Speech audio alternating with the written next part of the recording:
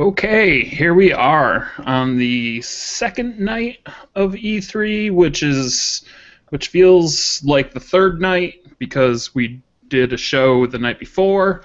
Um, and as Gus, you said earlier, it feels like Friday. I thought it was the weekend. It's only Tuesday, I think. I wish. Yeah. Maybe it's I don't even know.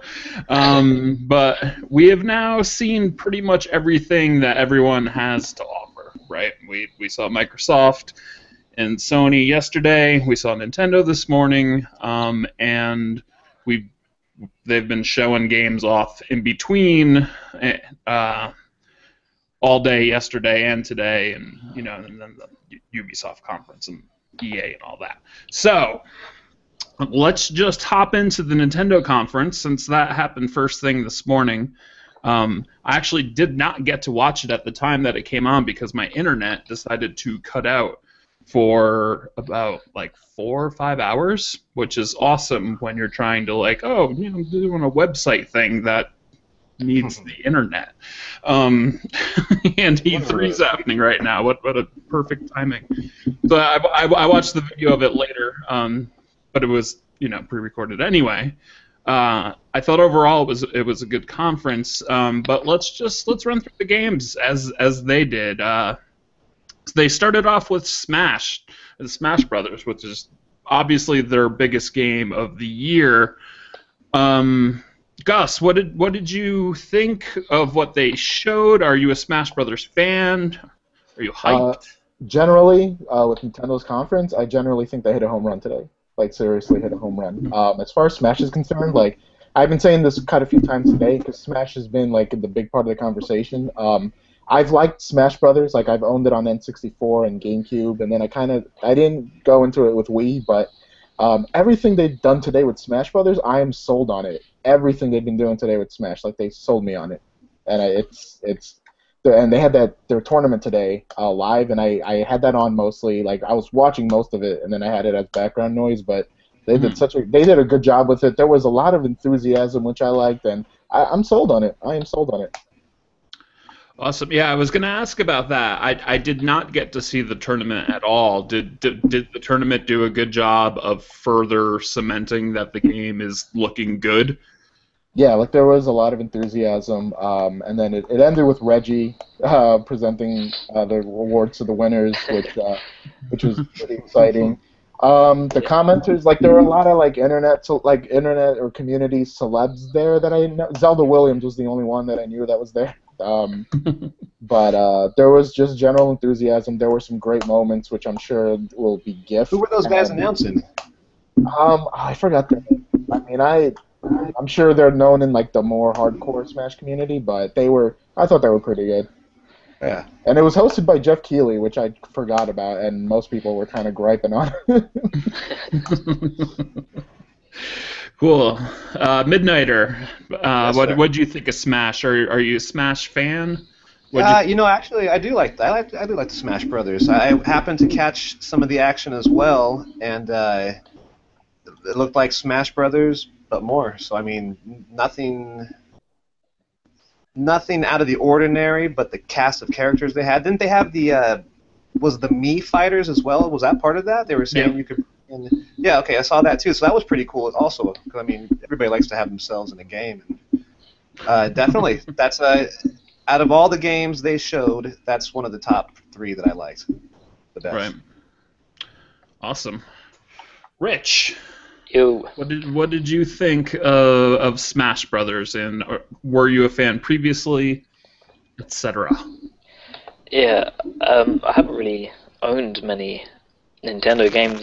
Since the N64, I haven't really owned a Nintendo console. I thought it looked good. I think it looks like a good game. It definitely made me want to get it. So I have to maybe think about getting the Wii U now. But yeah, it looked good. Like I said about the conference, the mad fight, that was pretty crazy. But that was intense. The fans in the crowd were proper going for it. It was funny, but it was good. Right on. Yeah, I'm not a Smash Brothers fan in general, but the game, what they showed got me interested at the very least. And I just want sort of technical thing aside. I just muted you, Midnighter, because they're like I think you were moving your mic around and it was making a ton of noise. But so I'm gonna unmute you and see if it's better. Let's see if I can do that. And it looks like Gabe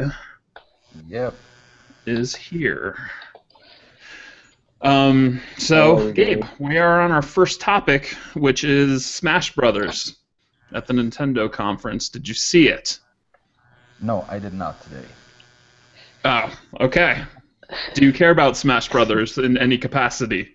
Now, I'm gonna get shit for this, but I don't care at all. I left my heart in Power Stone 2, as far as multiple brawler go. Mm-hmm. God, I want a new Power Stone game still, years later. Tell me about it.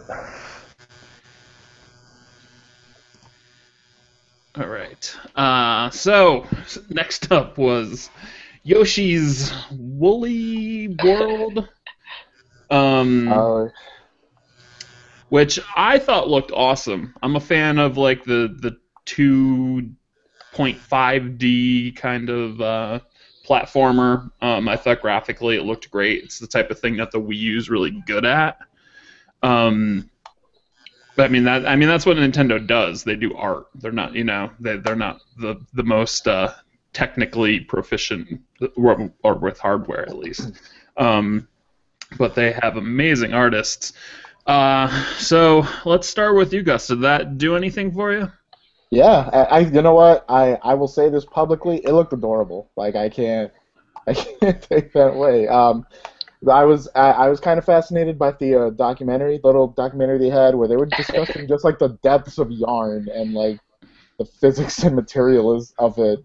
And one distinction I noticed too watching it was I was much more interested in that as a Yoshi game than the way they were kind of advertising the 3DS Yoshi's Island from like a couple of months back.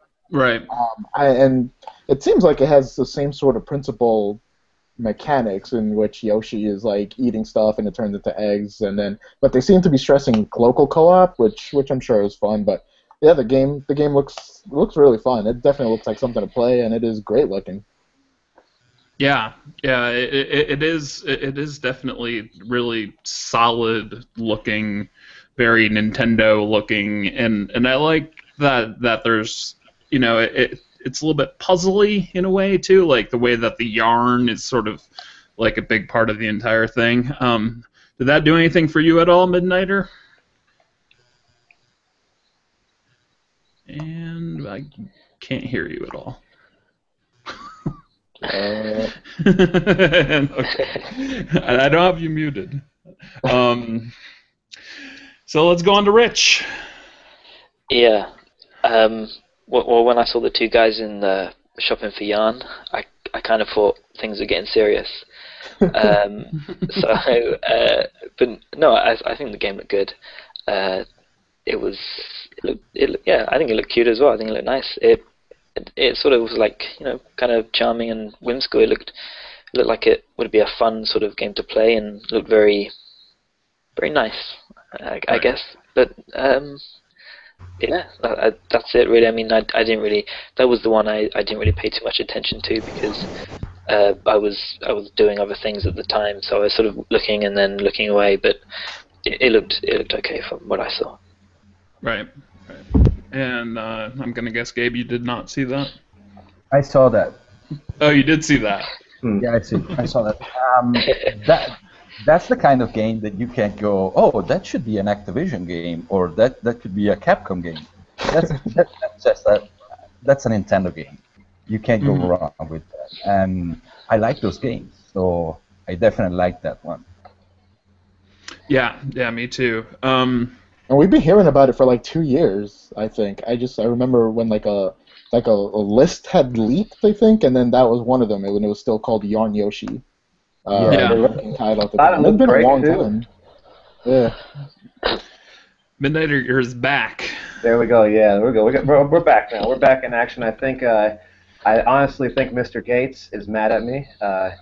He didn't like what I had to say in last night's podcast. But anyways, yeah. When I was watching that, I thought to myself, "Little Big Yoshi," the way it looked, and with tighter graphically, controls definitely. though.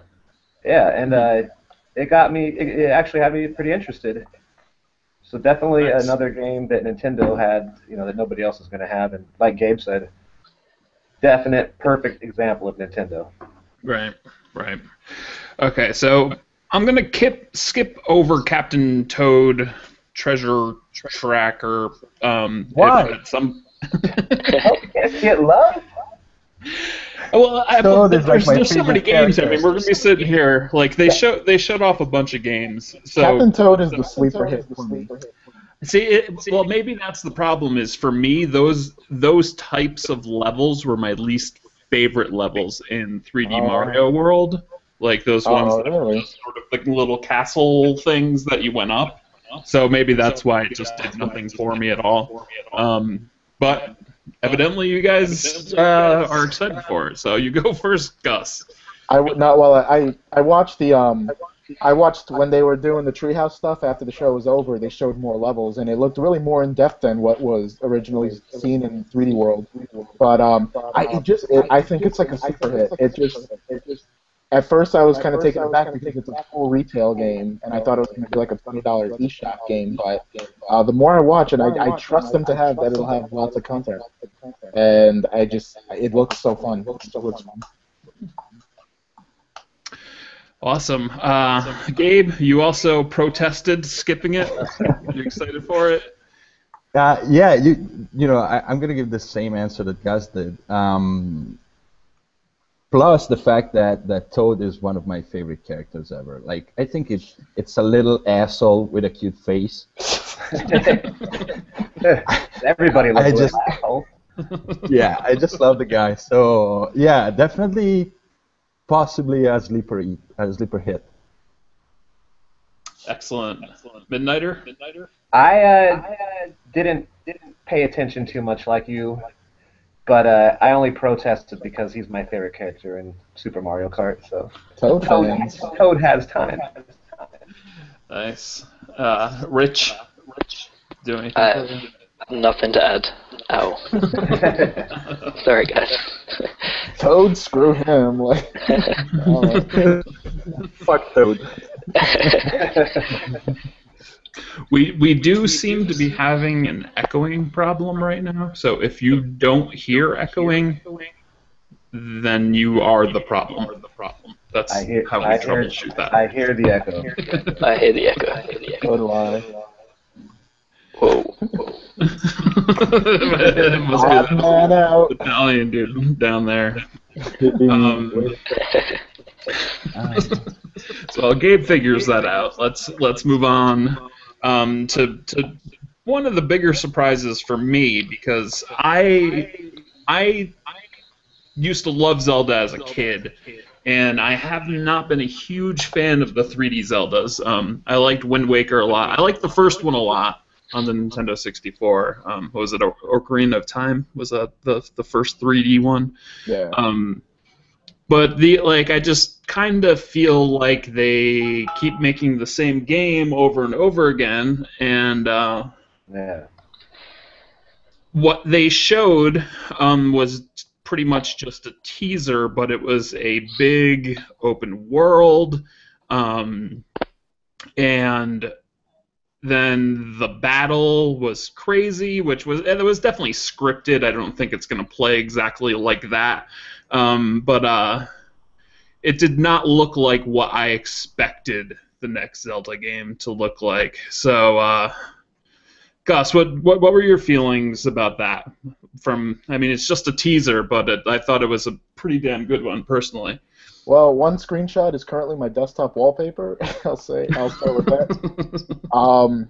Yeah, it's hard to go on because it wasn't technically a trailer. But what struck me, and Aonuma, who's been the director for the games for a while now, I remember he had a quote where he was saying that they were kind of revisiting the conventions of Zelda and how they were going to approach it, and a lot of people seem to think like it was going to be like this open world Zelda, and I don't know how they're going to approach that, but I've liked The Legend of Zelda like consistently, and I've liked Skyward Sword. A Link Between Worlds was one of my favorite games last year, but yeah, generally haven't felt that like, oh man, like this is fantastic. Even though I thought Skyward Sword was really good, but it's Zelda in high. We're getting a Zelda in high definition now, and I don't know. Like I am excited because even though it was just a tease, but I mean, I just am looking forward to it. But even beyond being in high definition, it also, I mean, as the director of the game said, they, instead of it being little confined areas to make a bigger world, they're able to create something massive. Did that excite you at all, Midnighter? You know what? To be honest, I'm a little bit let down. I'm ready for the Zelda games to start taking a look like I think I mentioned it maybe on the first podcast of the E3 stuff. I'm ready for them to take that step into this Elder Scrolls looking type of game. I want to see my Zelda grow up. The cartoon, or the animation, that looks great. I like, the style's cool and stuff. I know people. I think I'm probably one of the rare ones that want it like that. I think majority wants it the way it is. So yeah, it's good for everybody else. For me personally, I had fun on my Wii with Zelda, but I don't know. It's getting a little dated for me on its style. I want something a little bit more. I don't know. Maybe because I'm getting old. Yeah, no, I hear you. I tell you, I'm in the minority. It looked great for Nintendo. Right. No, there are a lot of people that have wanted that, who've wanted a mature Zelda. I mean, so like you're definitely not coming out of like right field with something crazy. That's something that people have asked for. But I think just realistically, with the Wii U's power, the Wii U itself is suited towards sort of cartoony stuff more so than if they try to do a realistic Skyrim-looking kind of thing. It probably wouldn't hold up very well. It would kind of look like Skyrim last gen, which we don't want to see in 2015, I assume. Rich, what did the Zelda teaser do for you? Well, I used to play Zelda when I was very young. It was one of the first games I played on the N64, I think. Yeah, and I liked it. I think it looked good. I think the idea is good. I mean, I haven't owned a Zelda game since then, so I've played them, but I haven't owned one. So I don't feel like I can be the best person to speak here. But I like the look of it. I think it looked like it would be a good game, and I kind of wanted to have it. So I guess that goes in its favor. So. Right. Gabe, what did Zelda do for you? Not much, but not because I didn't like what I saw as much as I didn't see much of it. Yeah, it was definitely a teaser.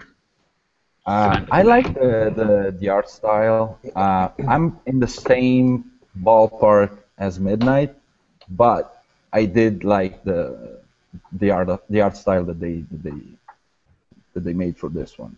I'm not sure how it's gonna play because it looked like almost an instant open world.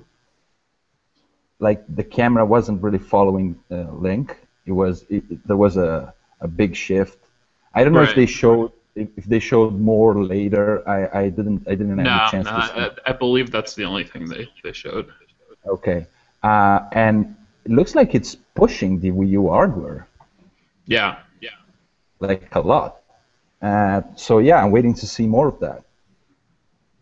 Well, I guess this is a good time to segue into the thing that stood out to me, stood out to some people. Like, I expected Microsoft and Sony to have a lot of 2015 and beyond. I expected Nintendo, since they are technically in year 2 right now, to have more this year stuff. And Zelda, I mean, games we talked about so far, Yoshi and Zelda are both 2015. A bunch of the games we're about to talk about are 2015.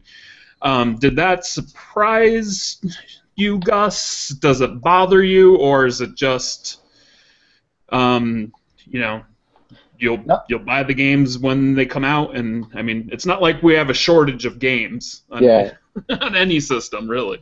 Yeah, like like we'd all been kind of freaking out on the internet about how everything, and joking about how everything is pretty. This was E3 2015, like, coming early, but with Nintendo, I guess it doesn't surprise me, just because I think about the comments they made back, like, I think last year or 2 years ago, about once they were, like, veering into, like, high def development and stuff. They were saying, oh well, this kind of, it kind of caught them with their pants down, and just to put it that way.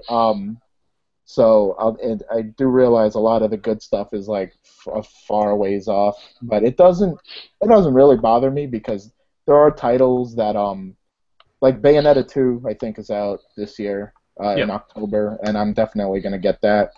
And I tend to turn to, like, the indie stuff. Like, I'd like to think of myself as a pragmatic gamer, so there's always something for me until, like, that stuff comes out later. Right. So no, I mean, I'm willing to I'll sit it out patiently, and I mean, I've owned the Wii U since day one, knowing what I was getting into with no regrets.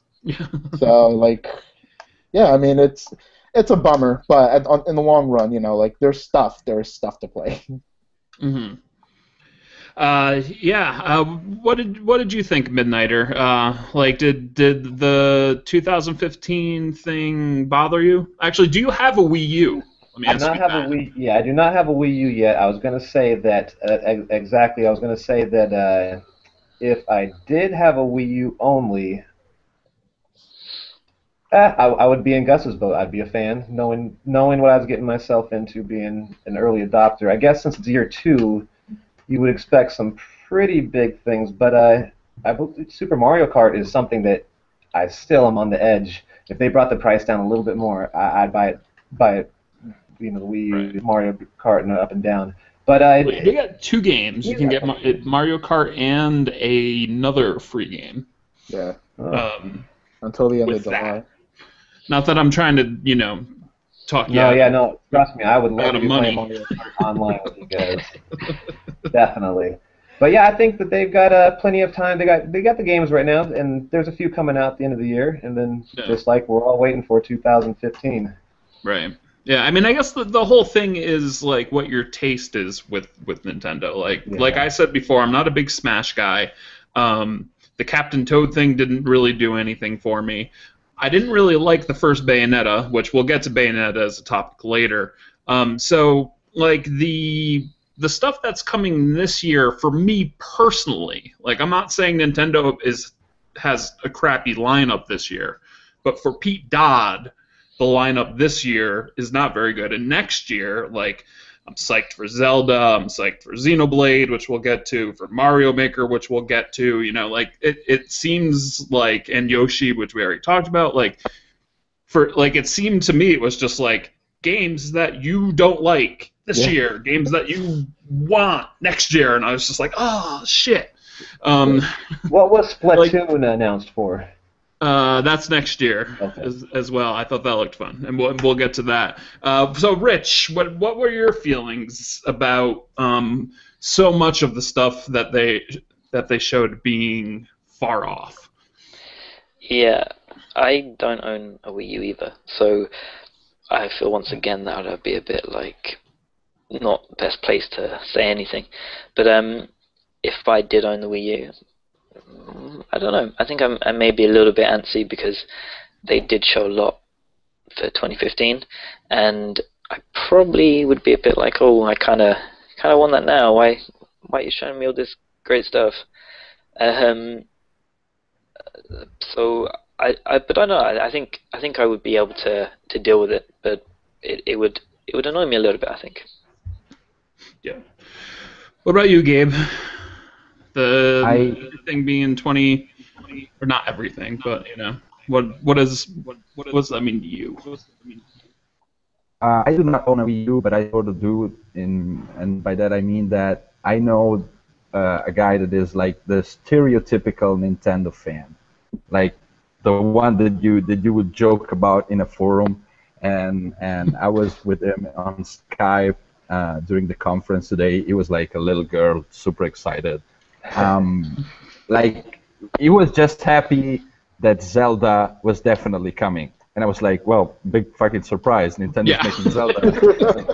But he was so excited, and I don't even mock him for that. I mean, that's something I like in a gamer, especially since he's 43, I believe. But anyway, so yeah, I mean, I play games when I'm with him on the Wii U. I like the machine. I I still would like Nintendo to have more third-party support. Yeah. We're gonna touch on that. Probably later. I'm gonna mention the game that I was waiting for. So. Well, that is one of the things that stood out to me as well, is that they didn't show a single third-party game that I know of. I mean, they may have after the show, shown off something, but during their conference, it was all first-party stuff, which kind of made their conference the most impressive because all of the games had that Nintendo, they're made by Nintendo, so even if you don't like them, like I said, I'm not a huge Smash guy, like, I understand that's a huge game and that people fucking love it, so it's like, but it seems like at this point, third party is but a dream. They know they're shouldering the load. And they had to make that work for this E3, which I think that I agree that makes that all the more impressive. Right. Well, let's go to Bayonetta 2. Like I said, I am not a huge Bayonetta fan. I think it's awesome that Bayonetta 2 is coming with Bayonetta 1, but only if you buy it physically. If you buy it digitally, you don't get both, which is shitty. So, Gus, you're a fan. How hyped are you? What they show do anything for you? Like, my problem with Bayonetta is I never really know what's going on. Like, was that even fighting or a cutscene, or like you're always just flying through the air and crazy shit's happening? And I jumped on the Bayonetta bandwagon this year actually because I bought it cheap at Best Buy because I wanted to play 2, so I bought the first one cheap and I liked it. I thought it was a pretty good game. I understood why people liked it. If you're wondering if you want to get Bayonetta 2, it's just like wacky action, but it also kind of tests you. And if you own the Wonderful 101, you'll know what I'm talking about. But Bayonetta 2, I think it looks good. It is something I want to play. I'm not fanboy excited for it, but it is, and I am anticipating it. And I really want to know the reasoning though behind the like, if you buy it digitally, you don't get the first Bayonetta game. But if you buy the retail, unless it's just to make like the retail stores happy on some level, sell retail copies. But and I think it looks fun, but it also looks like something I would play on the Wii U Pro controller and not the gamepad, which is kind of, I guess, maybe an issue. I don't know. Yeah. I felt that way when I was playing the Ninja Gaiden 3, whatever. I had some weird thing attached to it, but I was playing that on the giant tablet, and I was like, I wish I owned a Pro controller. Bayonetta 2 do anything for you, Midnight? I'm kind of in your boat. It's all right. It kind of reminds me of like it's playing like a Kill Bill movie the way that watches. I agree with you guys that the putting in part 1 is great, but it's like everyone else. I'm wrapped up in the mystery about the digital download as well. Maybe it has something to do with how we were talking about the other night, how their online infrastructure or something is. I mean, I don't. It's not like PSN or Xbox Live, I don't believe.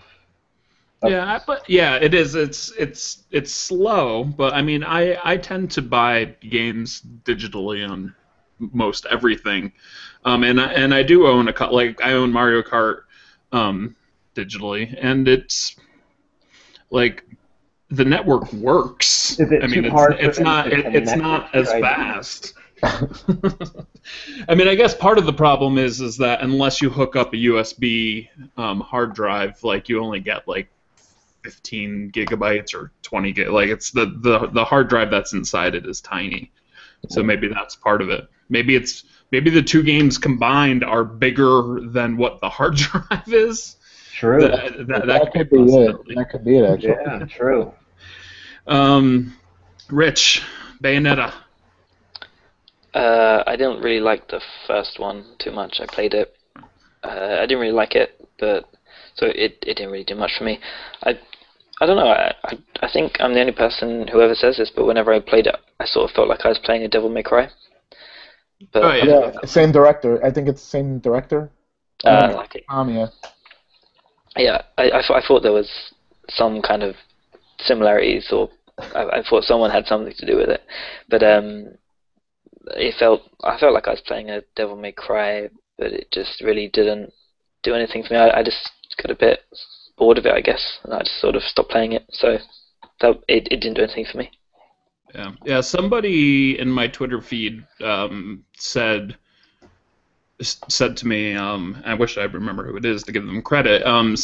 They said that if their wife walked in while they're playing that game, they would feel embarrassed, because it's so sort of hypersexual and all of that stuff. Was that Cliffy B who said that to you just now? No, no, I don't think his wife would mind. My wife wouldn't mind either, but I do get that. Like, I understand where he's coming from. It's like there is something a bit juvenile about the sexiness, but there's also something sexy about the sexiness at the same time. So like, I'm a total hypocrite. Like, where I'm like, it kind of bothers me, but it's kind of like, well, she has glasses, and I'm really into that. I look at all that stuff tongue in cheek. I look at it tongue in cheek, kind of. Yeah. Like all that stuff. It's weird because I said this yesterday, and I'm harkening back to Sunset Overdrive, where like I don't trust the game industry enough to be ironic, but every time I see that kind of crass humor, like I just pretend like it's tongue in cheek, at least for my benefit, for the benefit of those around me. All right, Mr. Italy, 2015. Bayonetta do anything for you? Make you want the system? I loved the first one mechanically, as I told you yesterday. I really don't like the characters in general. The Platinum Games characters, like even what they did with Metal Gear Revengeance, like yeah. When I There's reached the final cheesiness to it. Yeah, it's a little bit too much for me. Like the final boss was like, oh my god. But I will play it. I'm not sure it's gonna make me buy a Wii U, but I'm definitely gonna play it. One thing that I wanted to ask is the price difference, because I didn't catch the fact that there wasn't gonna be the first one in digital form. So no, they didn't mention. Well, I mean, they didn't mention the price at all. But I think in America, at least, the assumption is that it's going to be $60 and have both games physically and $60 digitally, and only have one. So no difference, as far as you know. As far as they explained. It's not one thing that would affect me too much, as you guys can probably get by one of my huge shelves behind me. Like I'm a big physical buyer. So yeah. Right on. Okay, so going forward, another game that for me did did not do much. It's a rental for me, just out of curiosity. I'm not a huge Dynasty Warriors fan. Hyrule Warriors. Anything for you, Gus? I played a Dynasty Warriors game for 5 minutes, and I was like, okay, like, Hyrule Warriors though, like, yeah, at first, I was like, yeah, this may be something I'll check out, and the only reason I would really play it is because I would like to play as Zelda herself, and that was really the main selling point for me. I don't know, like I don't know what. Like, I'm marbled enough by these Dynasty Musou games or whatever they're called. So I mean, it could be fun, and it seems like Nintendo kept a close eye so that it's not as, like, I guess, janky as some others have claimed the series to be. But yeah, it did seem the action seemed tighter. Yeah, I agree. It's like, it seems like a rental kind of thing. Yeah, me too. Midnighter. Did that push the needle for you in any way towards the Wii U? Not enough at all. Not even close. When that part came on, to be honest, I said to myself, well, a little more Zelda, but in a different take. Bathroom break. So off I went. But yeah, not enough that one. There is a surprise game though that we haven't hit yet, but there's a surprise game that made me say, Right on. Rich. Hyrule Warriors. Yeah. As someone who doesn't own a Wii U, does it push you towards it? Every Dynasty Warriors that has ever come out, I have got. So, for me, it made me go, I kind of want to play that again. So, it really did actually. I really like the look of it. I like the idea, because Dynasty Warriors, I know for some people, can be very stale, especially when you play the same characters and they say the same thing over and over again. But for me, I really do. I love it. So I hack and slash. Yeah. So I would want to get it just to see how they've changed it, what they've done with the characters, and I think to hear if their voices have changed, and to see if they say, "We've defeated an officer" every time. So I want to see. Yeah, I want to see what that would happen. But yeah, I liked it. So, but then again, I'm a Dynasty Warriors fan, so I think that's why I liked it. I have a few friends that are Dynasty Warriors fans, and that's like there's no in between. It's like people who play Dynasty Warriors and then they're like, this is fun for 5 minutes, but whatever. And then there's, I fucking love this game. Every one that comes out, I'm playing for 150 hours. I'm maxing out every character. I'm going completely nuts. Like, people who are into that series are really, really into that series. Are you into that series, Gabe? And if you are, does this push you towards the Wii U? This is actually the game that could push me towards the Wii U. So I kind of gonna say go Team Europe here, because I've got just like Rich, I got almost every single one of them, the Musou games. I also buy the games that are similar, like the One Piece games, the Hokuto Musou games, the fucking Saint Seiya games, even though I believe that's Namco Bandai or something like that. So yeah, I'm definitely looking forward to this one. I think it's an idea that makes a lot of sense. It does. So yeah, that's one of the two games that I'm looking forward the most as far as the Wii U goes. And I think the other one is the same that Midnight is digging. So we'll get to that. I wonder. All right, next up, one of my most anticipated games on any system now has a full name. It's not just called X. It's called Xenoblade Chronicles X. So they didn't really go out on a limb with the name other than having X and the Paragame. I'm still psyched. It's a little bit more mech-y than I wanted it to be, but I love the developer. I love the last Xenoblade. What did you think, Gus? Please don't kill me, internet. I didn't finish Xenoblade, but I liked it though. That's long. I liked Xenoblade on Wii, even though I didn't finish it. But you know, and when I have a weird approach to role playing games where like you know I get interested in them, and I really only need the core pitch, and I don't want to know anymore, and I want to go in fresh. But it's Xenoblade Chronicles X, right? That's what it's called now.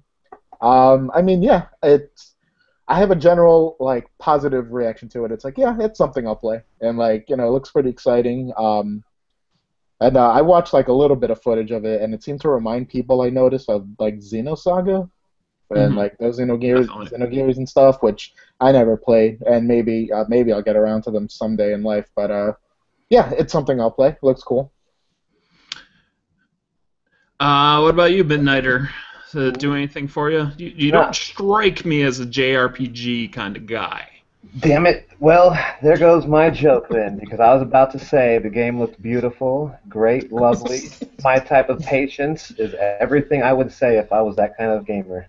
Yeah, for fans of that, I don't think it. You know, if you have a Wii U, you're golden if you like that game. Mine's cup of tea, no. Another one that's not making me want to go out and buy the Wii U. Still, right now, Mario Kart would be the reason I get a Wii U. But no, nothing. The way I actually watched it for a bit, the way it looked and the way it played, I mean, classic. It'd be exciting to play. Yeah, definitely. What about you, Rich? Are you a fan? Did you play the last one? Did this do anything for you? I feel like I should just kind of leave now because I haven't got a clue. I saw the trailer. I like the look of it, so I was like, oh, this is cool, but I didn't know anything else about it. So yeah, I feel like I should just sort of shuffle away. But I do like JRPGs, so I'll just throw that in there and leave it at that. Well, the Wii one was probably my favorite JRPG last gen, personally. What about you, Gabe? I own Excited? every single game that starts with Xeno. So yeah, I'm definitely excited about that.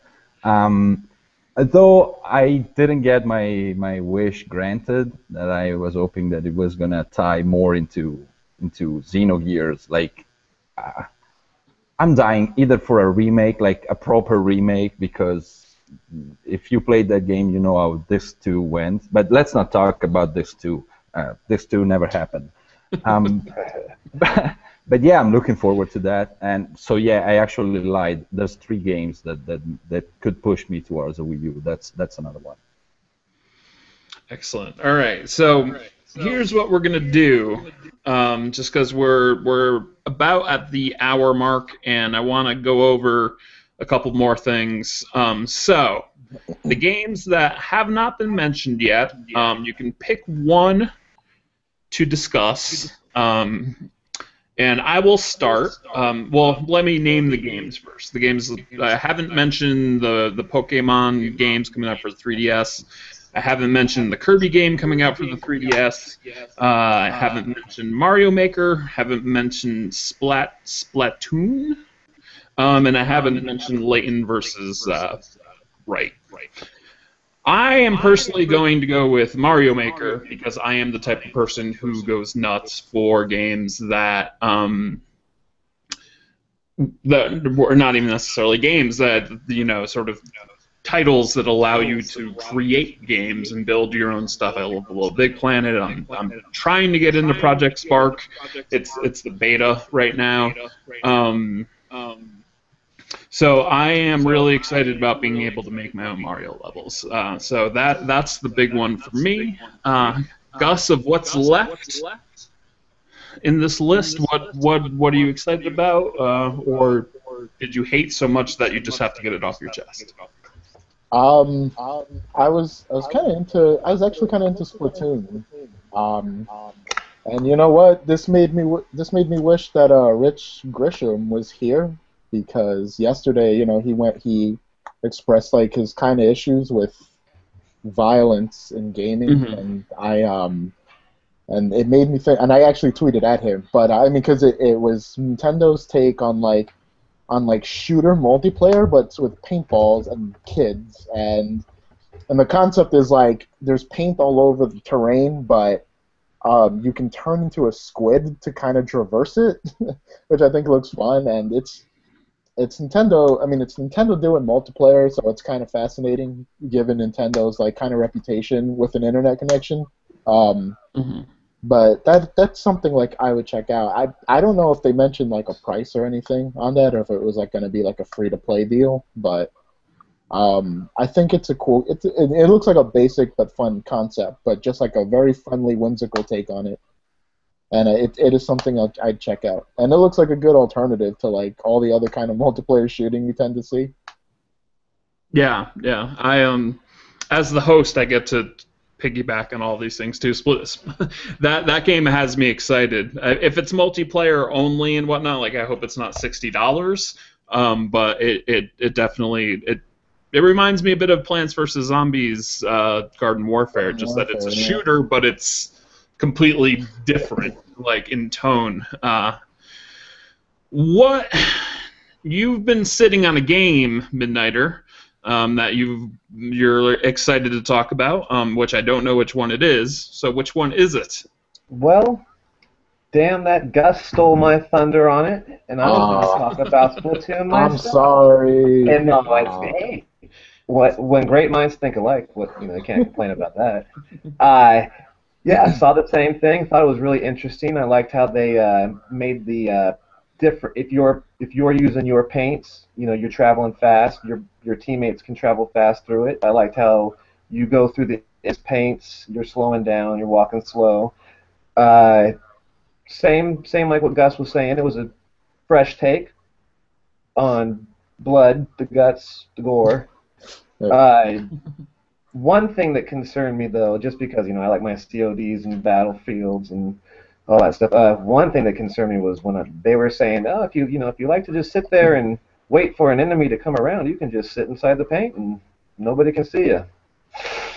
Oh, I, I missed that part. Yeah. that made Fucking me a little bit campers. nervous. But yeah, that's the game. That game there, uh, Smash Brothers, Mario Kart right now. Those are the ones that could, put me over the edge. And if the same thing like what Gabe was saying too, if they did a Zelda that was more grown up, and if they did a Pokemon that was kind of also in a pretty cool, a cool world where it was realistic looking and stuff like that, that'd be pretty. Imagine a Grand Theft Auto with Pokemon style or something like that, where you're walking around and Oh, you're gonna get so much shit for that on the web. hey, Nintendo fans are marching towards your house right now with. it's never stopped me before, but I would love it. God, could you imagine playing Pokemon with like a Grand Theft Auto style, and you're just, hey, Ash, go catch fucking Squirtle over there. Oh, I think it'd be sweet. I don't even want to know how you would catch Squirtle in Grand Theft Auto. It would. It would Yeah, have squirting. we'll make it a Charmander. Rich, any of those games stick out to you that you have any feelings about? I feel like I'm just following the trend. I was going to say the same as the other two, and obviously Warriors, which we already spoke about. That they were the two that for me that I sort of really liked the look of, and actually Smash Bros as well. That was pretty good. That made me sort of go, oh, I kind of wish I had a Wii U for when these come out.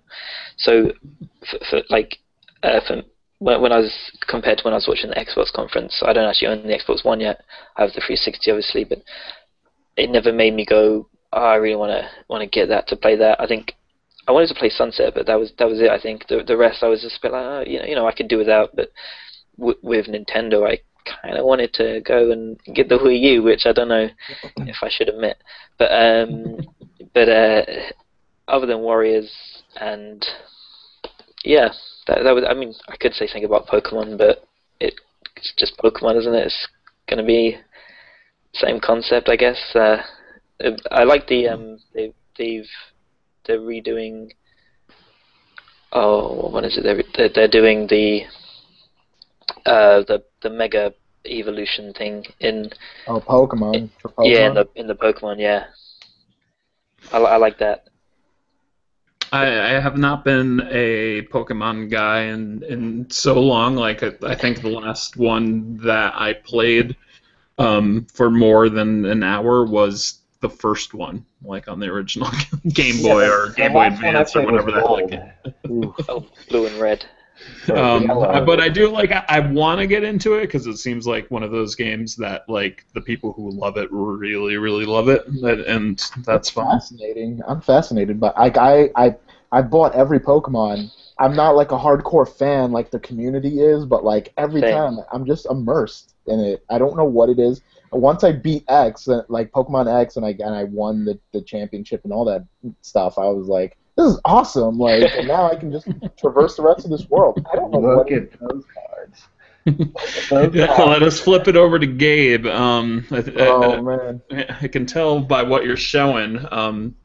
And as you start talking and you get big on the screen, you should show it again. Oh, okay, sorry.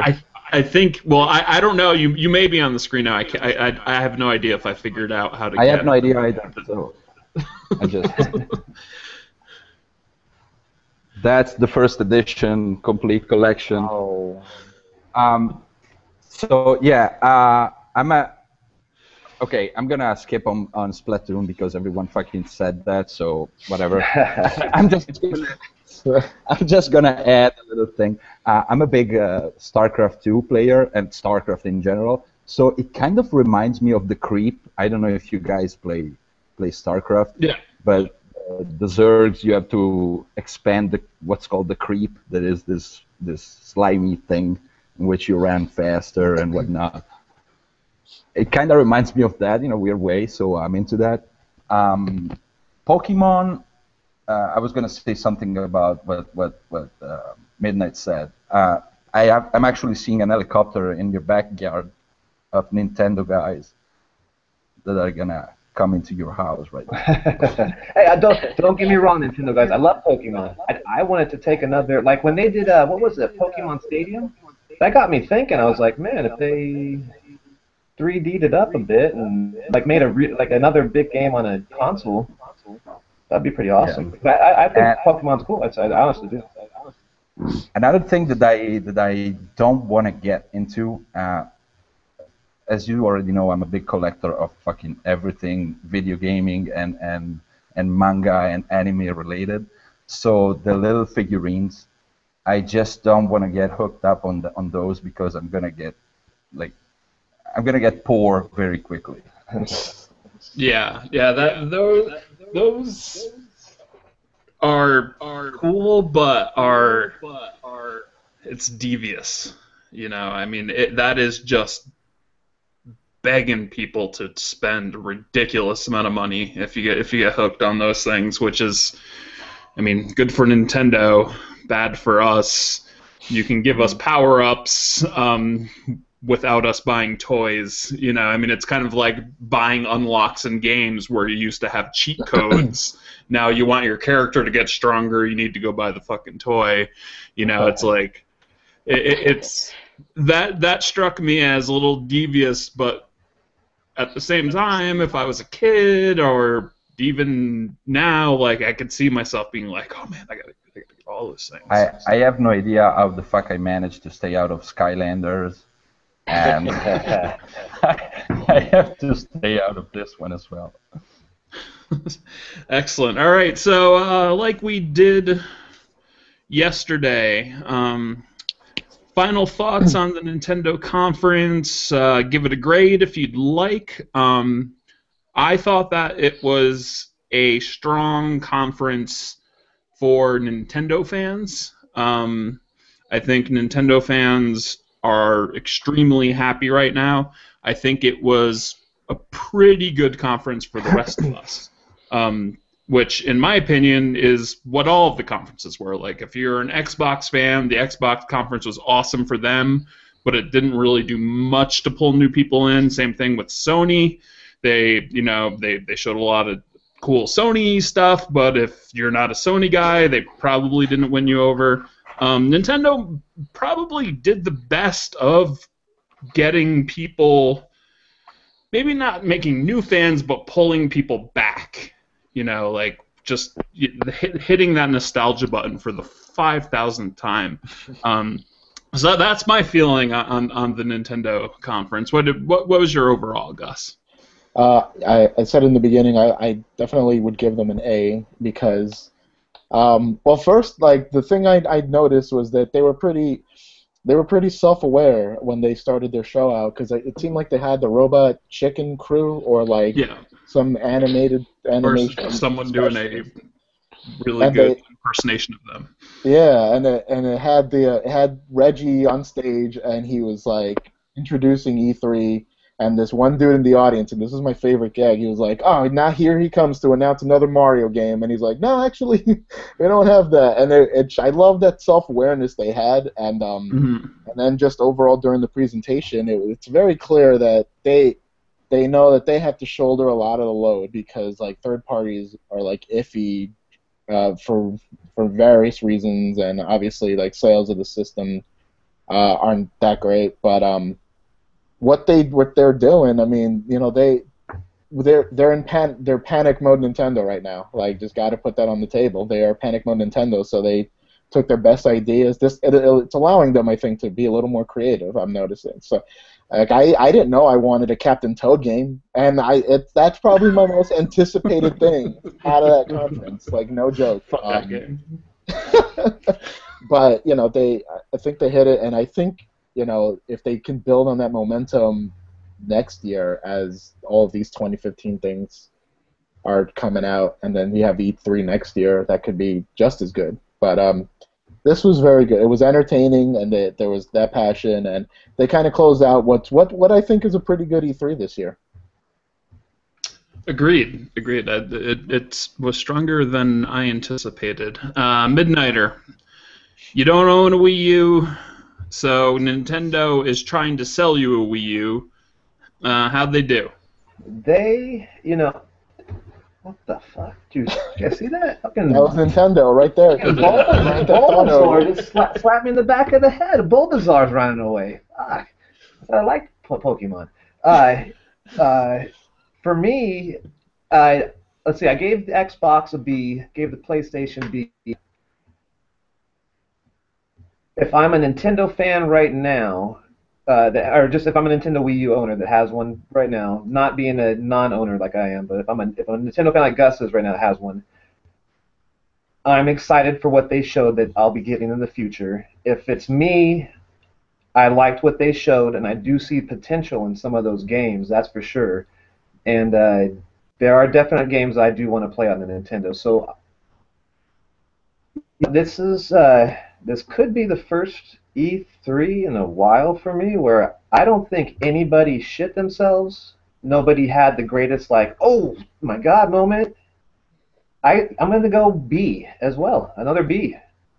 But they kept teasing me with that Star Fox. Ooh. Oh, yeah. That could have got me. That could have had me like, ooh, but they kept teasing it. But yeah, B.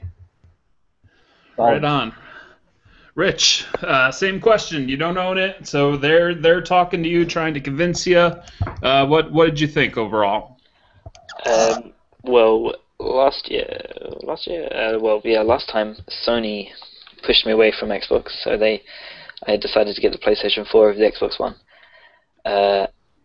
So if I was going to get the second console between Xbox One and the Wii U, I think for me, if I was basing on E3, I would have to say the Wii U. So I think they did a good job selling it to me.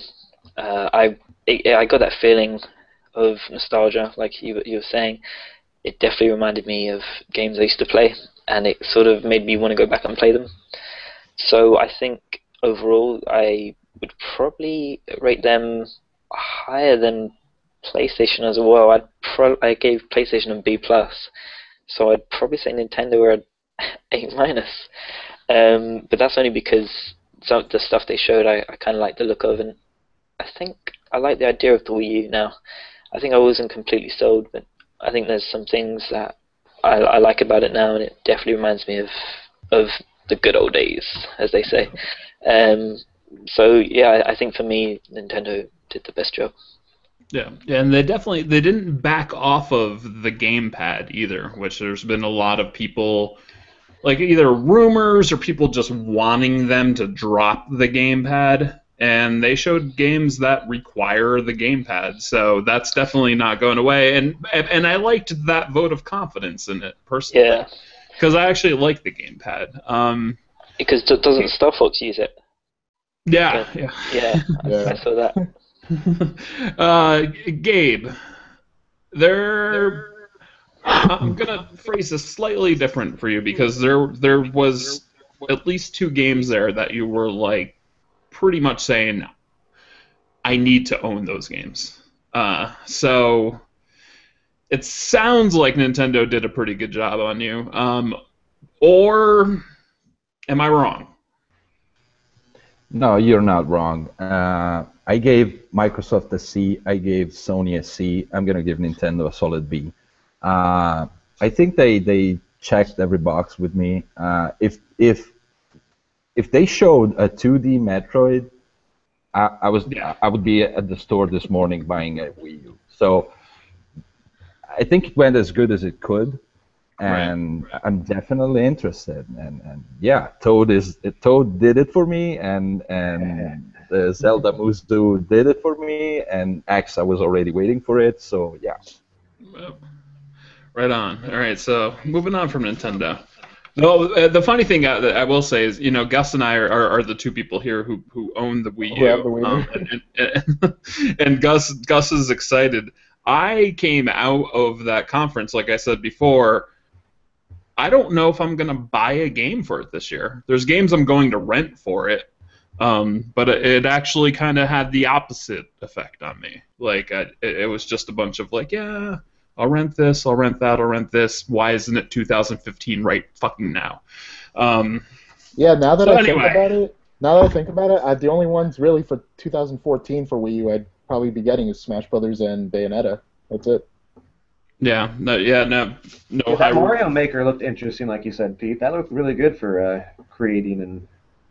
Yeah, it looks simple. Like it looked like something that can get you can get like kids involved in. Yeah. Like I mean that's one of the things that Rich Grisham talks about all the time is that like his 6-year-old son loves building levels on Sound Shapes and loves building levels in Portal 2 and stuff like that. I mean, that seemed way simpler than even those. So I think that might be huge, not only with people like me who just like I like to build stuff, but like with kids. Oh, big time. Be like they're like I can make my own Mario level, and they're gonna do crazy shit. Like at the very last thing they showed in Mario Maker cracked me up when they put the blocks around the castle so he couldn't run in. He couldn't get the wall.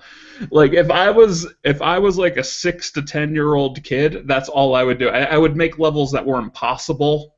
Just run, and then there's a giant wall, and I'd be like, ha ha ha, that's funny. Like even though it's not funny. You spent 5 minutes on this to get nowhere. Yeah, I don't know. I think they have a hit on their hands there, or at least the people who play it will be really happy. It seems like level editors are a thing common into games, because I found out Hotline Miami 2 has a level editor, and I got super excited for that. I did not know that. Yeah, I watched. You see my eyes. I know. That's what I'm talking about. Like,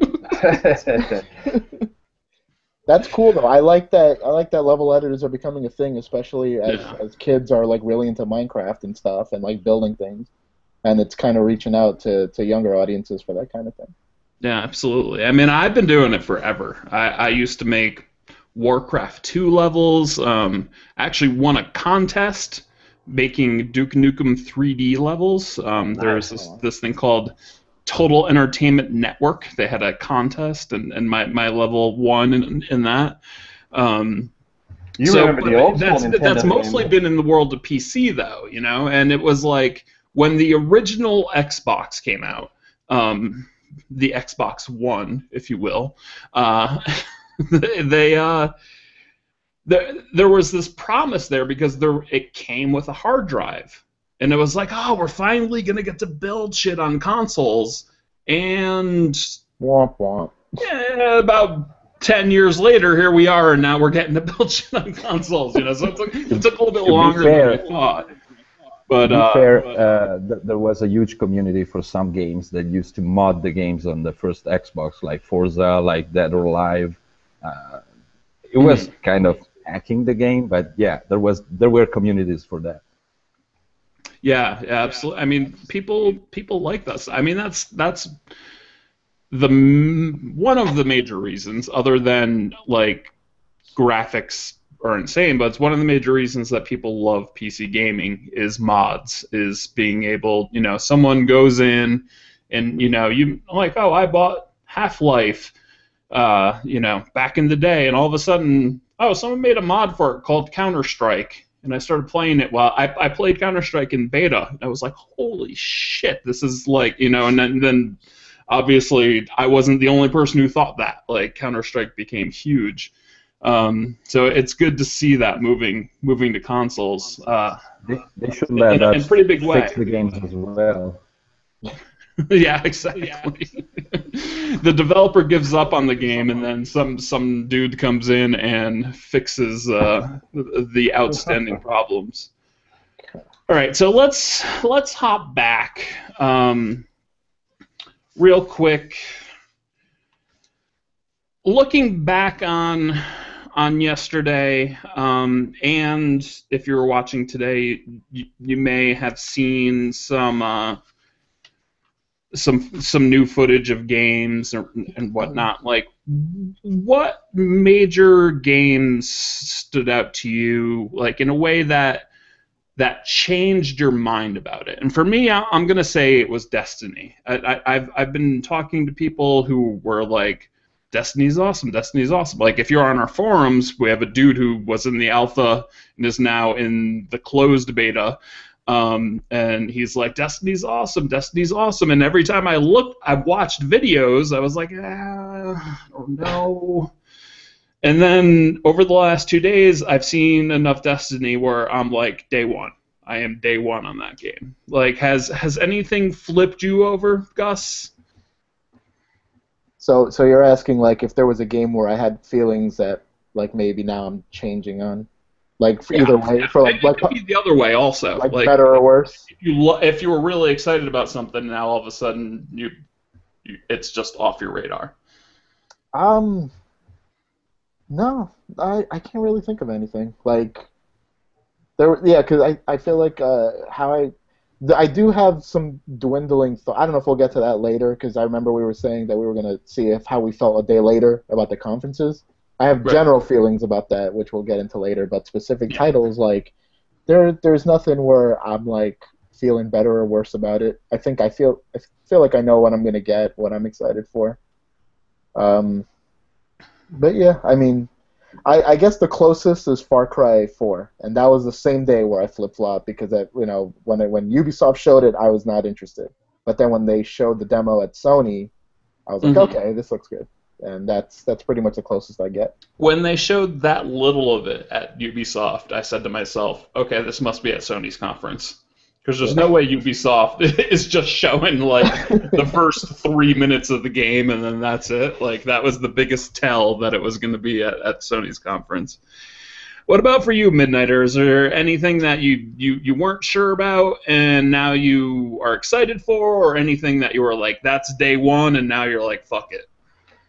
You know, here's this one will be I don't know if surprising, but buying the Xbox One on day one, and I knew that Call of Duty was coming out, and I'm a huge COD fanboy. You know, I was excited. I was like, all right, Call of Duty next gen. Let's get rocking. Got the game. Was like, jeez, you got to be kidding me right now. This game is not.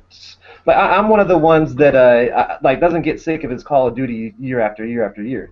There's something about COD Ghosts that just had me going, you gotta be kidding me right now. So they lost me to Battlefield. I played Battlefield on my 360. Wasn't the biggest fan because it was so gimped compared to the PC. But now with the 64 players on the next gen, yada yada yada. But seeing the Call of Duty trailer and then watching them play the game, knowing they had another year of more development time. This is new guys doing this. Next gen engine. I mean, exactly. Next gen engine. The 360 and PS3 are going to be on a completely different engine. So that had me kind of getting that COD excitement again. Me and my buddies were like, "Ooh, this could bring us back." Even though we are fans of Titanfall right now with the quickness, but this could bring back COD on that light because it kind of got soured this launch of COD Ghosts. Yeah, Ghosts was shit, and Ghosts is one of those games why you shouldn't buy games digitally, because I have that on my PlayStation 4, and I don't even think it's installed currently. So, but I can't trade it. Like, if I could trade it for $5, I would, but it's digital. So I'm screwed. But yeah, I agree with you, because after the disappointment of that, I mean, what they showed was it Advanced Warfare or Advanced Warfare or whatever? I believe what they showed of that was incredible looking. I thought it was for Call of Duty, for Call of Duty. Yeah, huge jump that Ghosts didn't take. Ghost was like, we're gonna make huge levels but have small player counts. Yeah, okay, that was that terrible. Makes fucking sense. That was one of the worst. One of the worst. The biggest irony to me in that game is that a lot of those huge levels, and especially since there's a lot of buildings and shit, they would actually make really good Titanfall levels. They would. I used to say when we were playing, I used to say, "What is this? This is Neversoft has some hands in this game." I was like, "These would be great Tony Hawk pro skating levels." That's what I was thinking. I'm like, "Man, where's the skateboard? Let's go off some of these jumps and do it up." Call of boarding. Call of boredom. Yeah, absolutely. Rich, your opinion flip on anything? I think I agree with Midnight a bit actually with the Call of Duty, because I've got Call of Duty every year and I haven't really enjoyed them as they've gone on. I think when I saw the trailer for that one, it really made me go, it got that COD 4 excitement that I had when I saw COD 4. So I think I agree with that. I signed up for the Destiny Alpha, is it, on Thursday? After I saw that, I thought that was pretty good. I mean, I agree with that, 'cause I did have it pre-ordered already. So I liked what I saw, and I just wanted to see some more. I was interested how much Bungie have teamed up with Sony actually and PlayStation. I wasn't expecting them to have as much exclusive stuff as they did, or I think they were saying they've got a couple of missions or the standard 60 extra minutes in Watchdog rubbish that they always pull off. But I think I like that. But for me, it's still No Man's Sky. That was the standout game for me, and I think that's the one that I'll take away from this E3. That's definitely the one that I really like the look of, and I can't wait to get it. I'm gonna just put my money down for it straight away as soon as I can. As soon as I can get it, I'm there. Right on. Gabe, opinion flip on anything? Not many things. They almost won me over with the Wii U. Well, they pretty much did. I didn't change my mind in regards to Call of Duty. Maybe I'm fatigued by that. Maybe when it'll come out, I'll give it a shot. Other things, well, something changed, which happened before the E3, and that's the fact that I already knew that I was going to buy The Witcher 3. I just did not know that I was going to spend €150 for the fucking huge collector's edition, which is around $200, $210 for you guys. Right. because I watched the How do you buy these pre-E3 huge conference. collector's editions and not own like the Wii U or like you're spending that much on a single fucking game? Why don't you just go buy a system? I have no idea. I have Part no of the idea. part of the problem. No, I'm kidding. I'm sure. I need a therapist, and yeah, they showed that pre-E3 conference, and they also showed the documentary on how they built the Gerald statue. So that shit is just fuck you. I'm gonna give you money. As for the rest, not many things. I mean, I'm waiting for the same things that I was waiting before. I'm waiting for No Man's Sky. I'm waiting for Metal Gear. So yeah, besides those two things, not much. Right. All right. What game coming out or supposedly coming out in 2014 are you guys looking forward to the most at this point? I will start, and this is going to be kind of lame, but I'm going to go with NHL. Just because, and this isn't even anything that EA did right. It's just that they didn't launch a next gen or current gen NHL game last year, so it's going to be the first one, and I always have a lot of fun with them. Drive Club is a close second because I'm obsessed with Evolution. Like I like all of their games. So this year, Gus, what's at the top of your list? Wait, there are video games coming out this year? No, I'm kidding. It's like 4, so they're all in October too. Like everything's in October. I guess like off the top of my head, the first when you asked that question, the first game that came to mind was Alien Isolation. As far as I know, it's still October. Mhm. I don't really know that much about the game itself, except that when I saw some footage, they tried to nail the 70s retro sci-fi aesthetic from the first Alien movie, which I thought was cool. And I like the property. I at least like the first 2 movies and Prometheus. But I don't know. I don't know why I'm trusting them to get it right after Colonial Marines was a disaster, even though I know it's a different development team. But yeah, I mean, Arkham Knight is not 2014 anymore, right? Because that came to mind also, but it got pushed. Yeah, that's the one that I guess I would go with this year.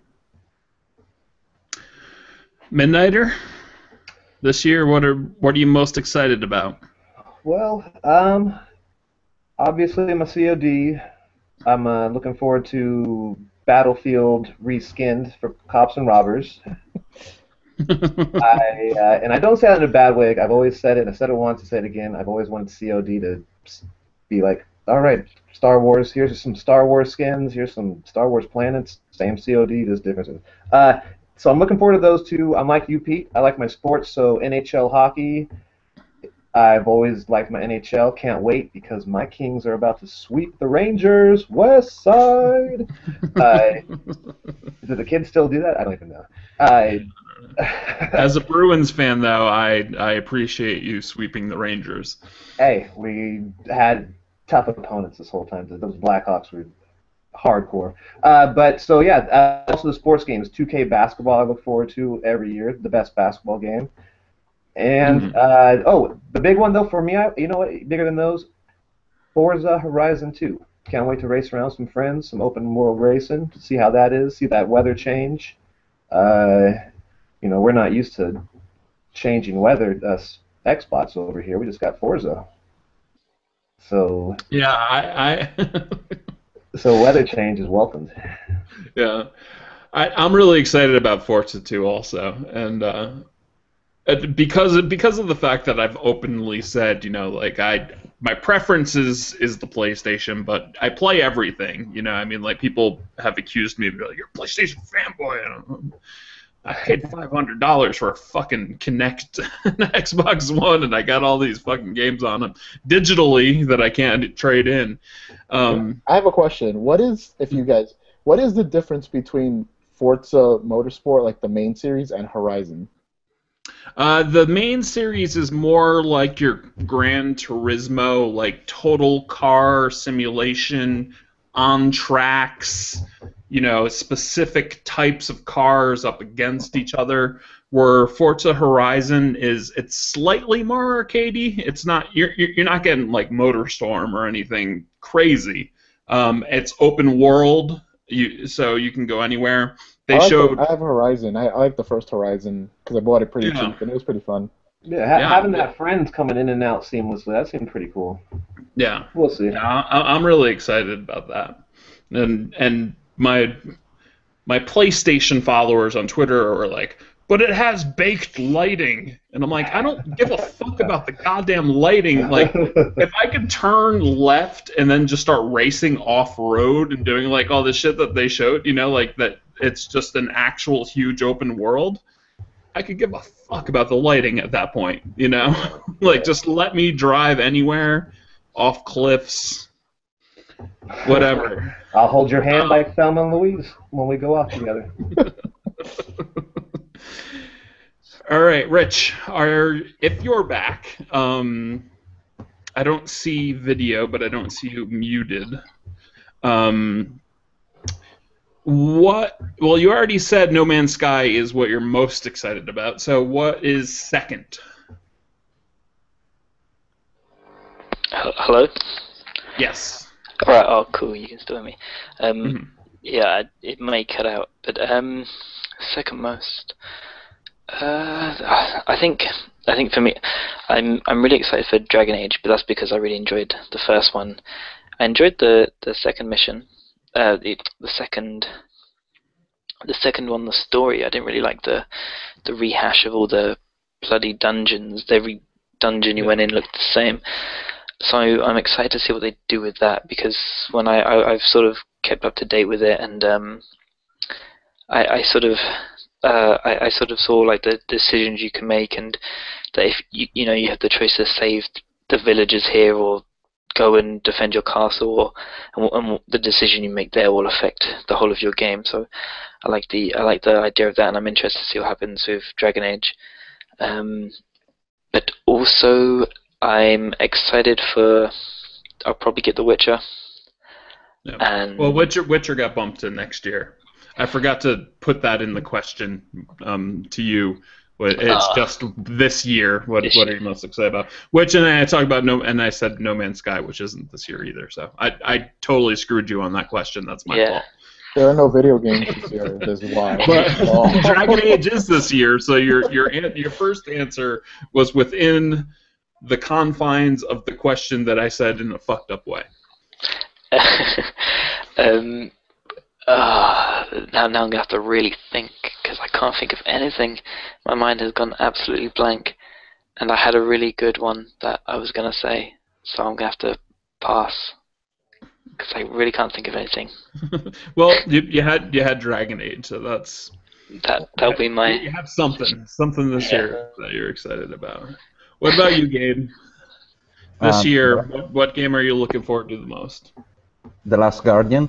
No, I'm kidding. I played it. I'm looking forward to a game, Dragon Age, of course, and as I said before, Zelda Muzu or Hyrule Warriors. But there's a little game that actually I'm probably the most. It's one that I'm looking forward the most, and it's Valiant Hearts, and it's coming out next month. Yeah, that looks pretty amazing. Yeah. If it has half the emotion that the trailers do, yeah, I got choked up. Yeah, that was some pretty intense stuff. All right, well, let me hit you guys with some completely meaningless stats. Well, not completely meaningless, but mostly meaningless. There's no way for us to really know what E3 does, especially in the short term, especially considering it's like right now. they're still going on right now. The only thing that we really have, and these are U.S. numbers, but only is what's selling on Amazon. So like what people in the United States they see, and then they're going and buying. And that's also mixed with people who have no idea what the fuck E3 is, but are still going on Amazon and buying video games. So this is like the most unscientific shit ever. But I'm gonna hit you with some stats, and then let's talk about in the context of the stats and not and beyond that, like what E3 actually meant. The number one game, the number one video game thing on Amazon right now is that Halo collection. I think that is undoubtedly the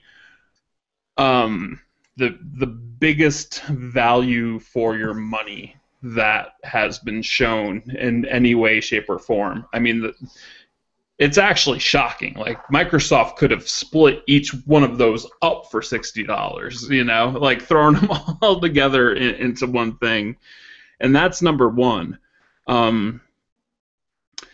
So going a little bit further, first hardware, the number one hardware which is number 4 overall, is the Destiny bundle, which is a white PlayStation 4, white PlayStation controller, comes with Destiny, comes with like a month or 3 months or something of PlayStation Plus.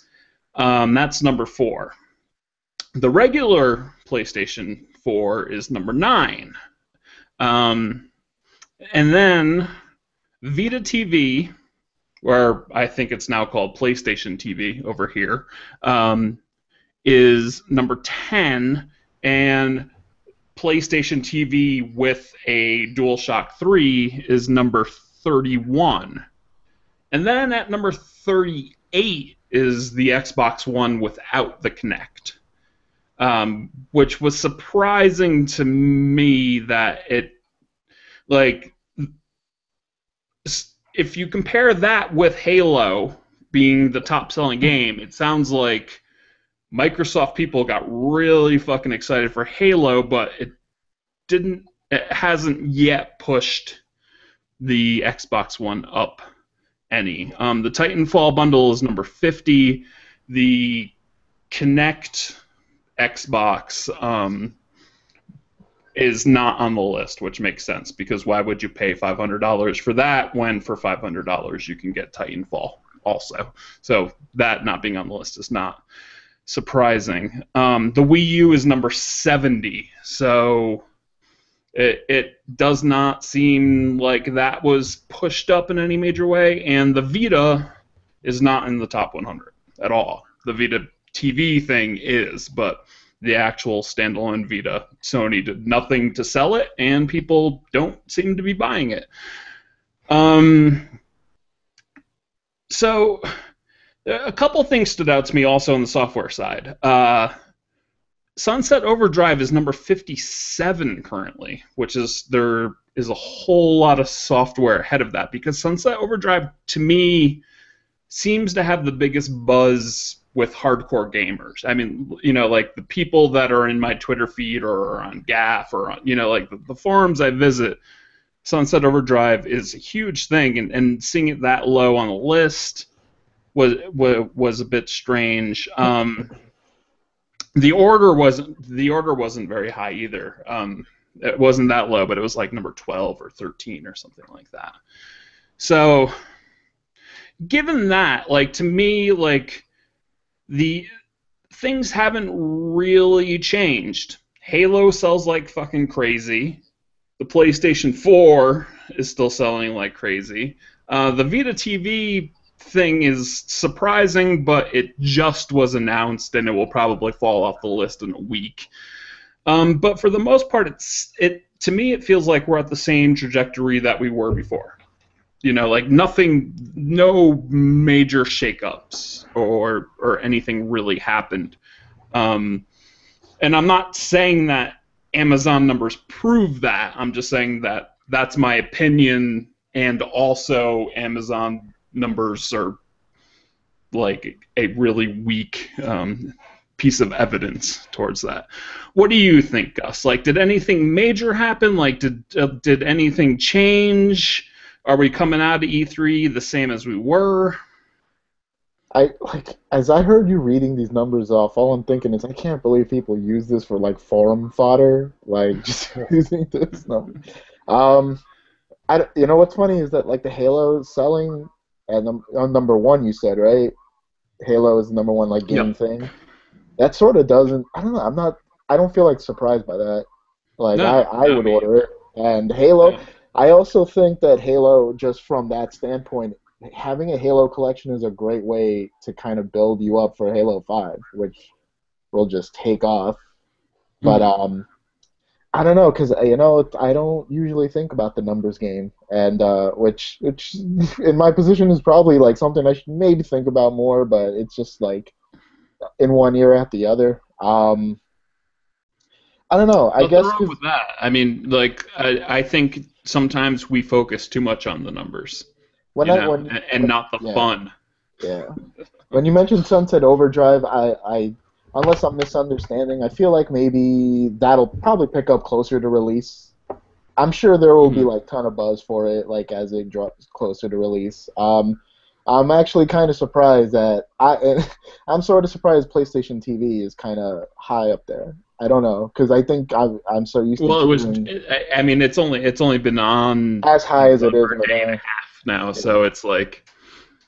I don't, I guess with the Destiny bundle, I guess if they're saying from the people that made Halo that and then it's like a new colored PlayStation, but I guess I could see why it would sell. And I mean, I feel like I just got over white devices in general.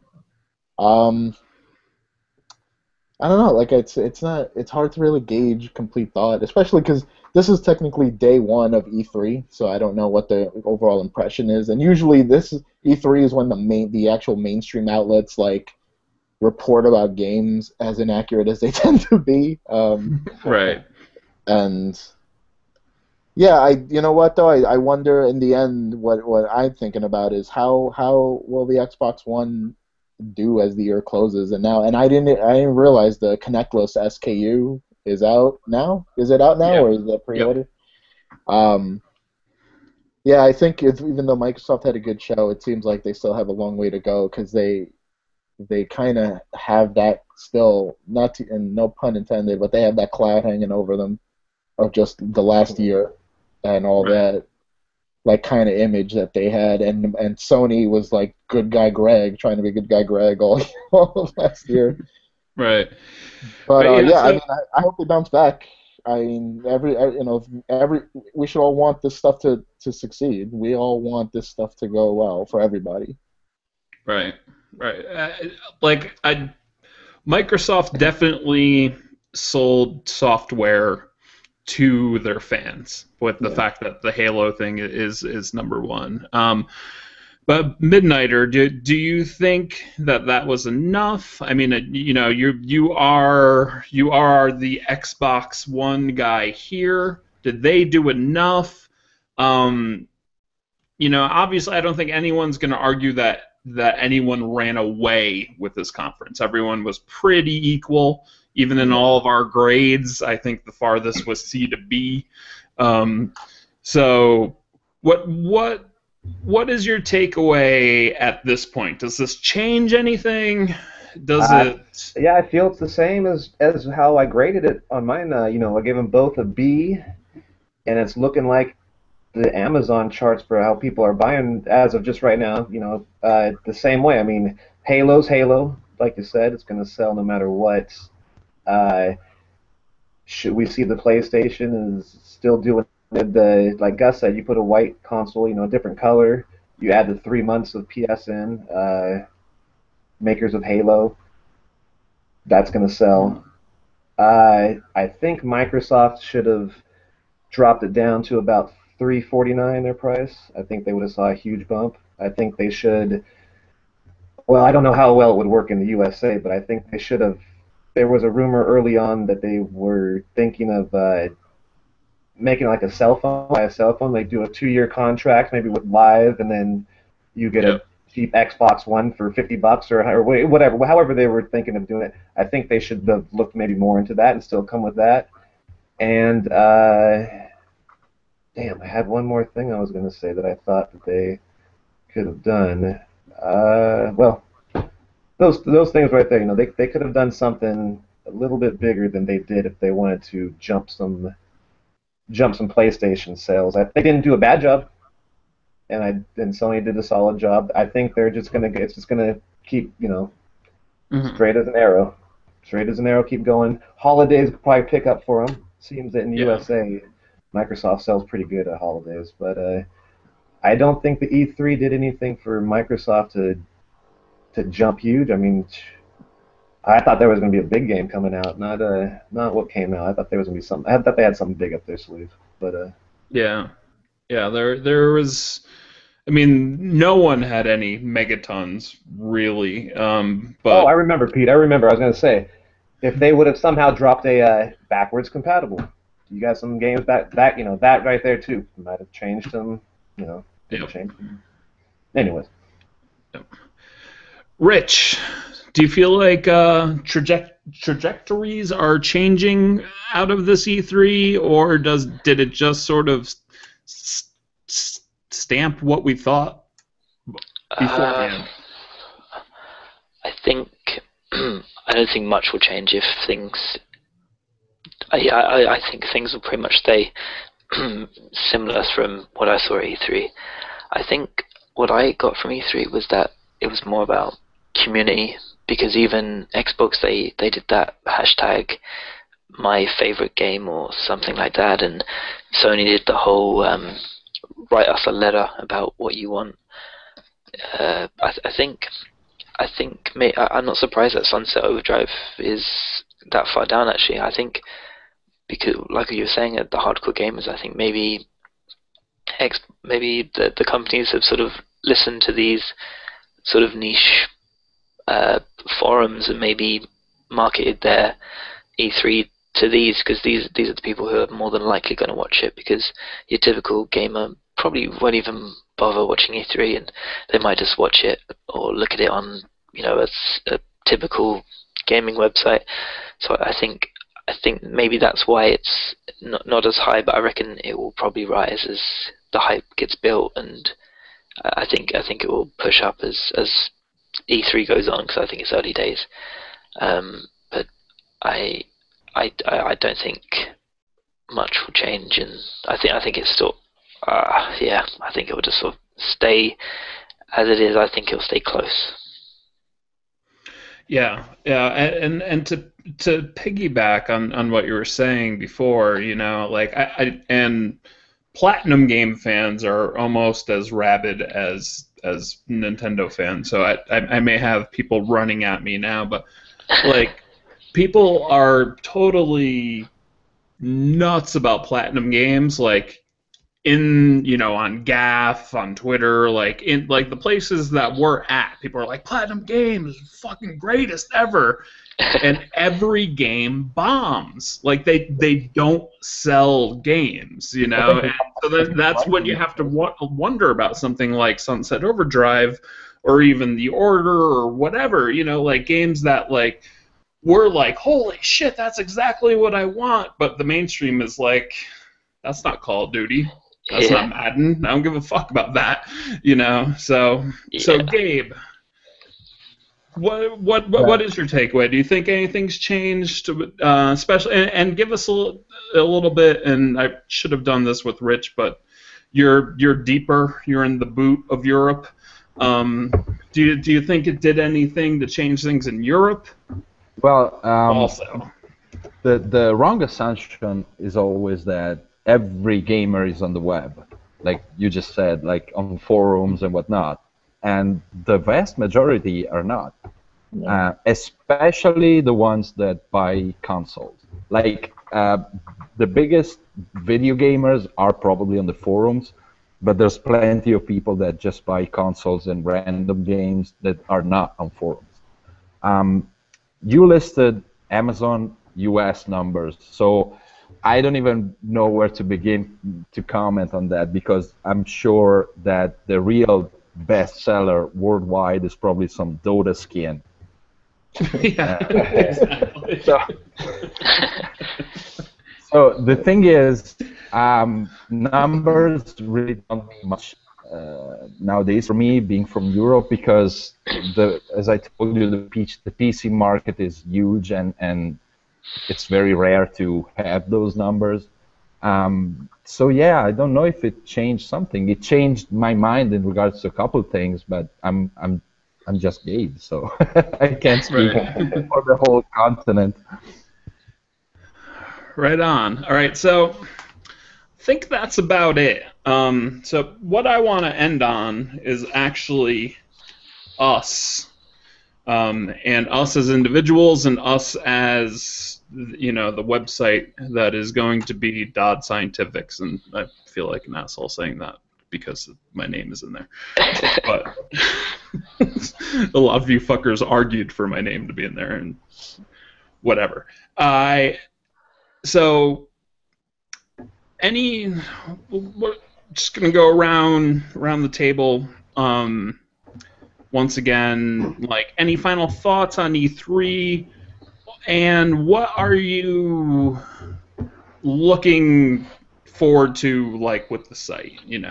Like, let's pretend the site's gonna launch in 2 weeks. When when the site is up, what is your contribution level going to be? What's your focus? What's all of that? Just so people, like, I feel like this has been a good introduction for you guys, like, or us collectively also, as a group. We have more writers also that just were too shy to get on camera and whatnot, which is completely understandable. We have people coding and doing all sorts of fucking lots of work has been happening.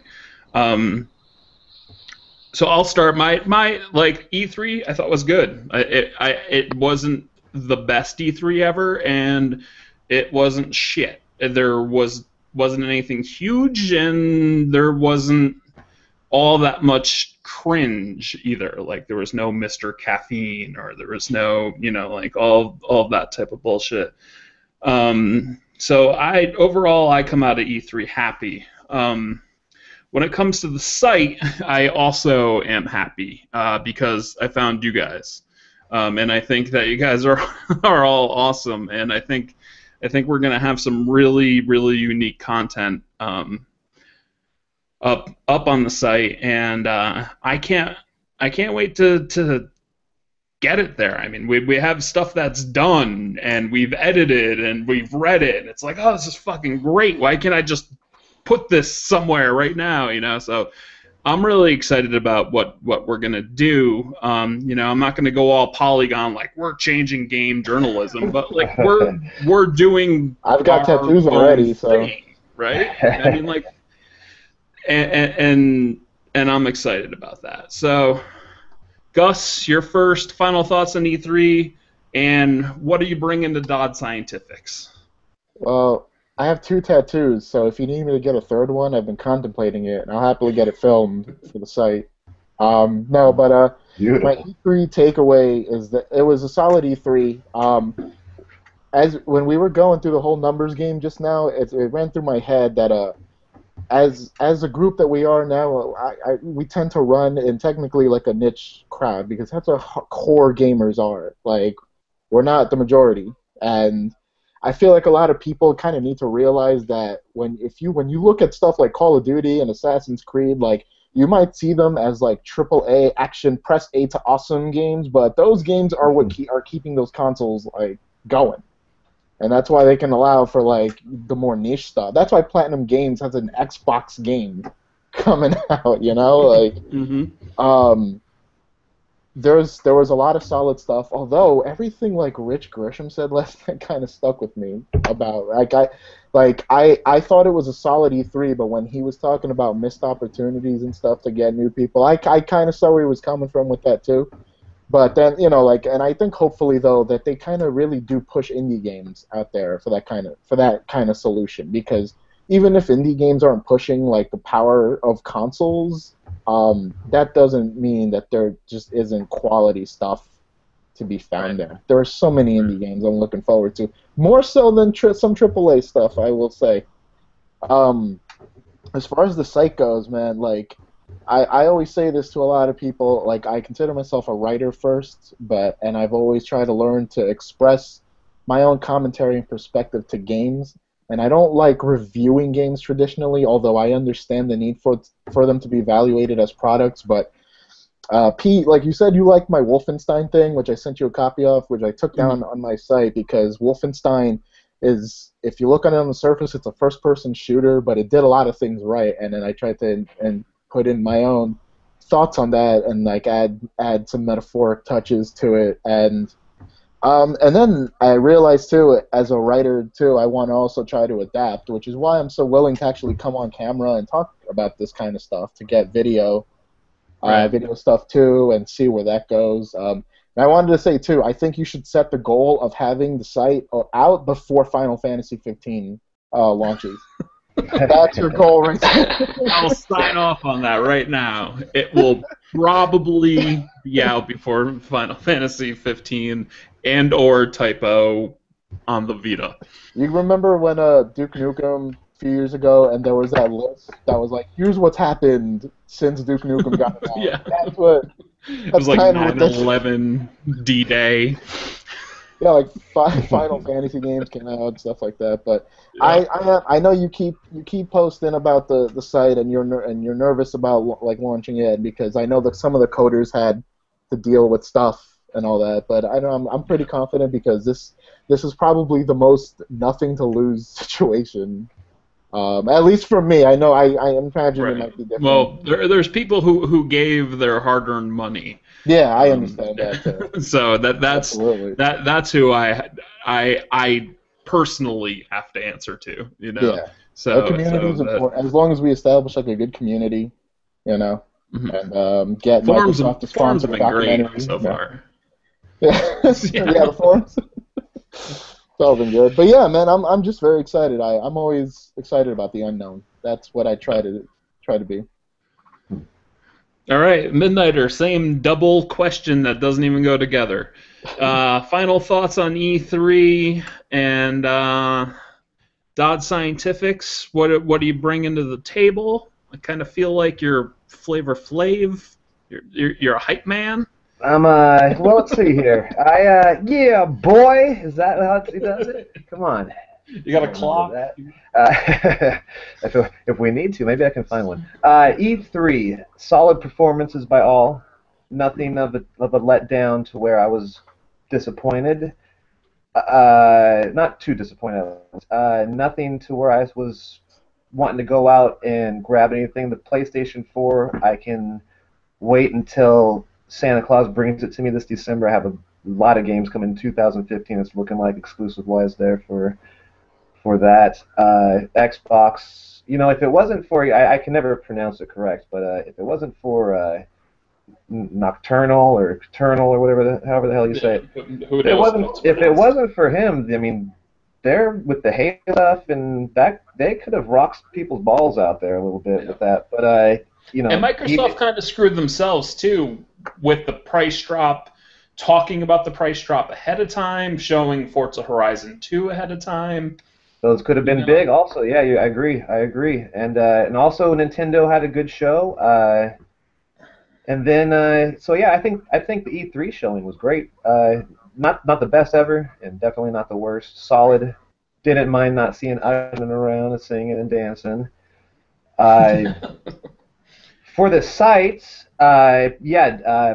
first of all, people, you don't have to worry. I'm not one of the writers, so you don't have to worry about my terrible verbiage and having to worry about me doing reviews and stuff for you. You know. So I've been doing my own site though, video game based. Did it all myself. Didn't make it, but I did all the pubbing for it. Did all the community stuff. Got together a great community of people who I'm looking forward also to transfer over one time and check it out and want to be members of Dodd. But I am looking forward to the community aspects of the site, and I'm really looking forward to playing with you members, playing some Titanfall, some Battlefield.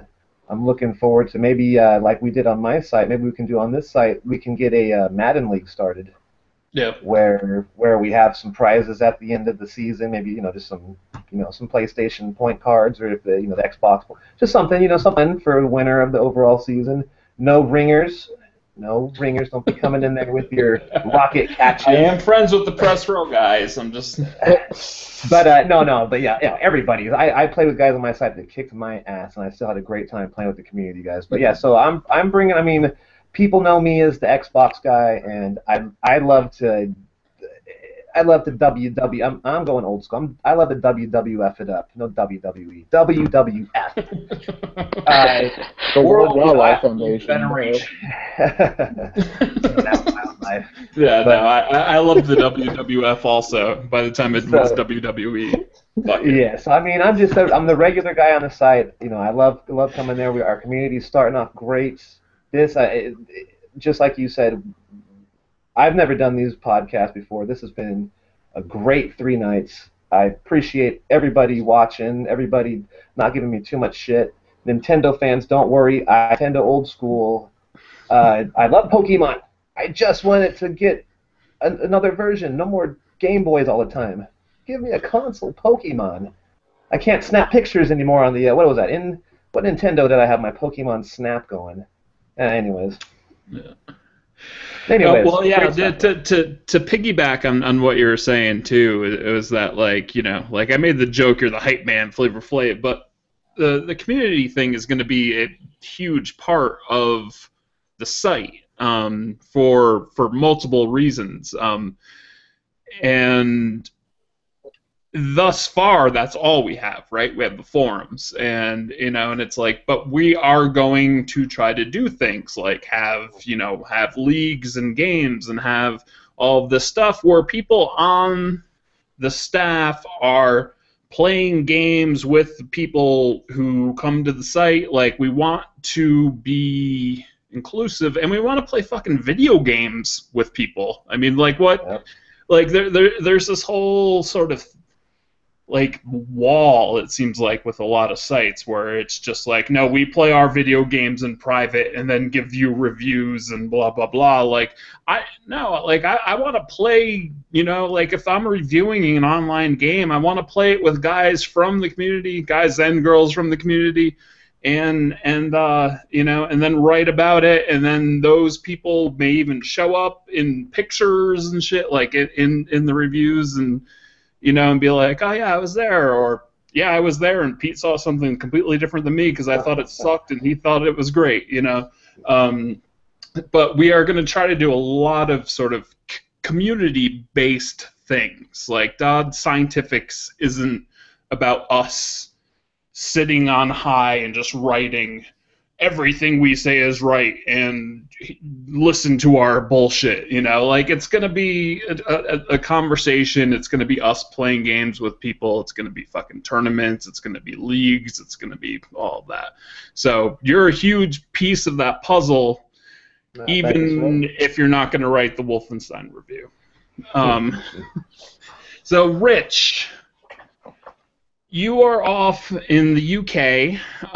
You are currently in school, and you're in school.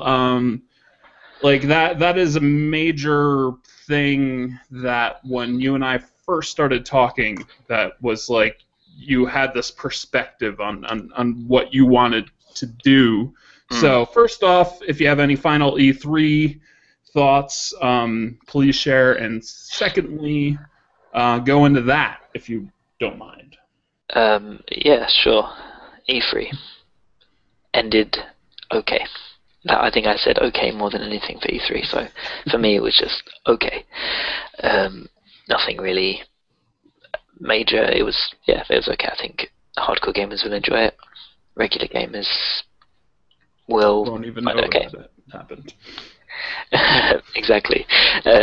They'll still be there playing FIFA and Call of Duty. But I think, okay, I'll move on to the other one now, the other question.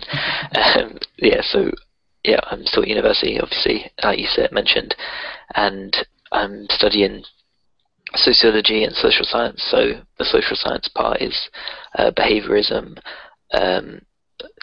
Freud, and sort of how people interact and sort of engage with things. So hopefully, when I write things, there'll be a sort of a slight twist on things, and hopefully open people's perspective to games further than they may normally think. Add sort of a sociological twist, but because I'm based in the UK, some things may seem a little bit out of touch, but I will try and obviously incorporate a worldview and sort of explain everything to everyone. I'll try. One of the main things as well is how society is formed and how we sort of position ourselves, I guess, in society and groups. And I think with games, it's a really interesting concept, and I'll try and sort of delve deep into that. I got approval for my dissertation. It's almost tribal, I would say. I don't know if you would agree with that. And you're the one getting the degree. Well, yeah, tribal is a word that we try and avoid, actually, because but you know, I don't want to just no, it's because it's meant to be like societies, and there's no society worse off than every society is equal. Basically, it's meant to be sort of similar concept, but yeah, it does sound sort of tribal, to be honest. But but also I've got approval for my dissertation, which is going to look at feminism mainly, but I'll try and explain why feminism isn't such a scary thing, and how it actually is something that everyone is kind of a part of, but maybe we just don't realize it because of how things are set up, and how sort of games maybe support that, or maybe how games sort of try and break down that barrier. So I'll try and write this, and also I think I'm trying to write something for the website to do with property ownership, because in sociology there's a lot about capitalism and things like that, and obviously it's a capitalist world essentially. So I'll try and sort of incorporate everything, everyday life, and try and add a sociological spin, but it will all be about games. It won't be about Doris down the road. It will be about games, obviously. But yeah, with my dissertation, it's to do with sort of violence towards women in video games. The damsel in distress, there is a website that deals with that, Feminist Frequency. I know the lady who writes for that gets a lot of hate, but it's actually quite interesting stuff, and hopefully I'll bring a perspective that people may not necessarily have thought of, and make it sound interesting. I hope.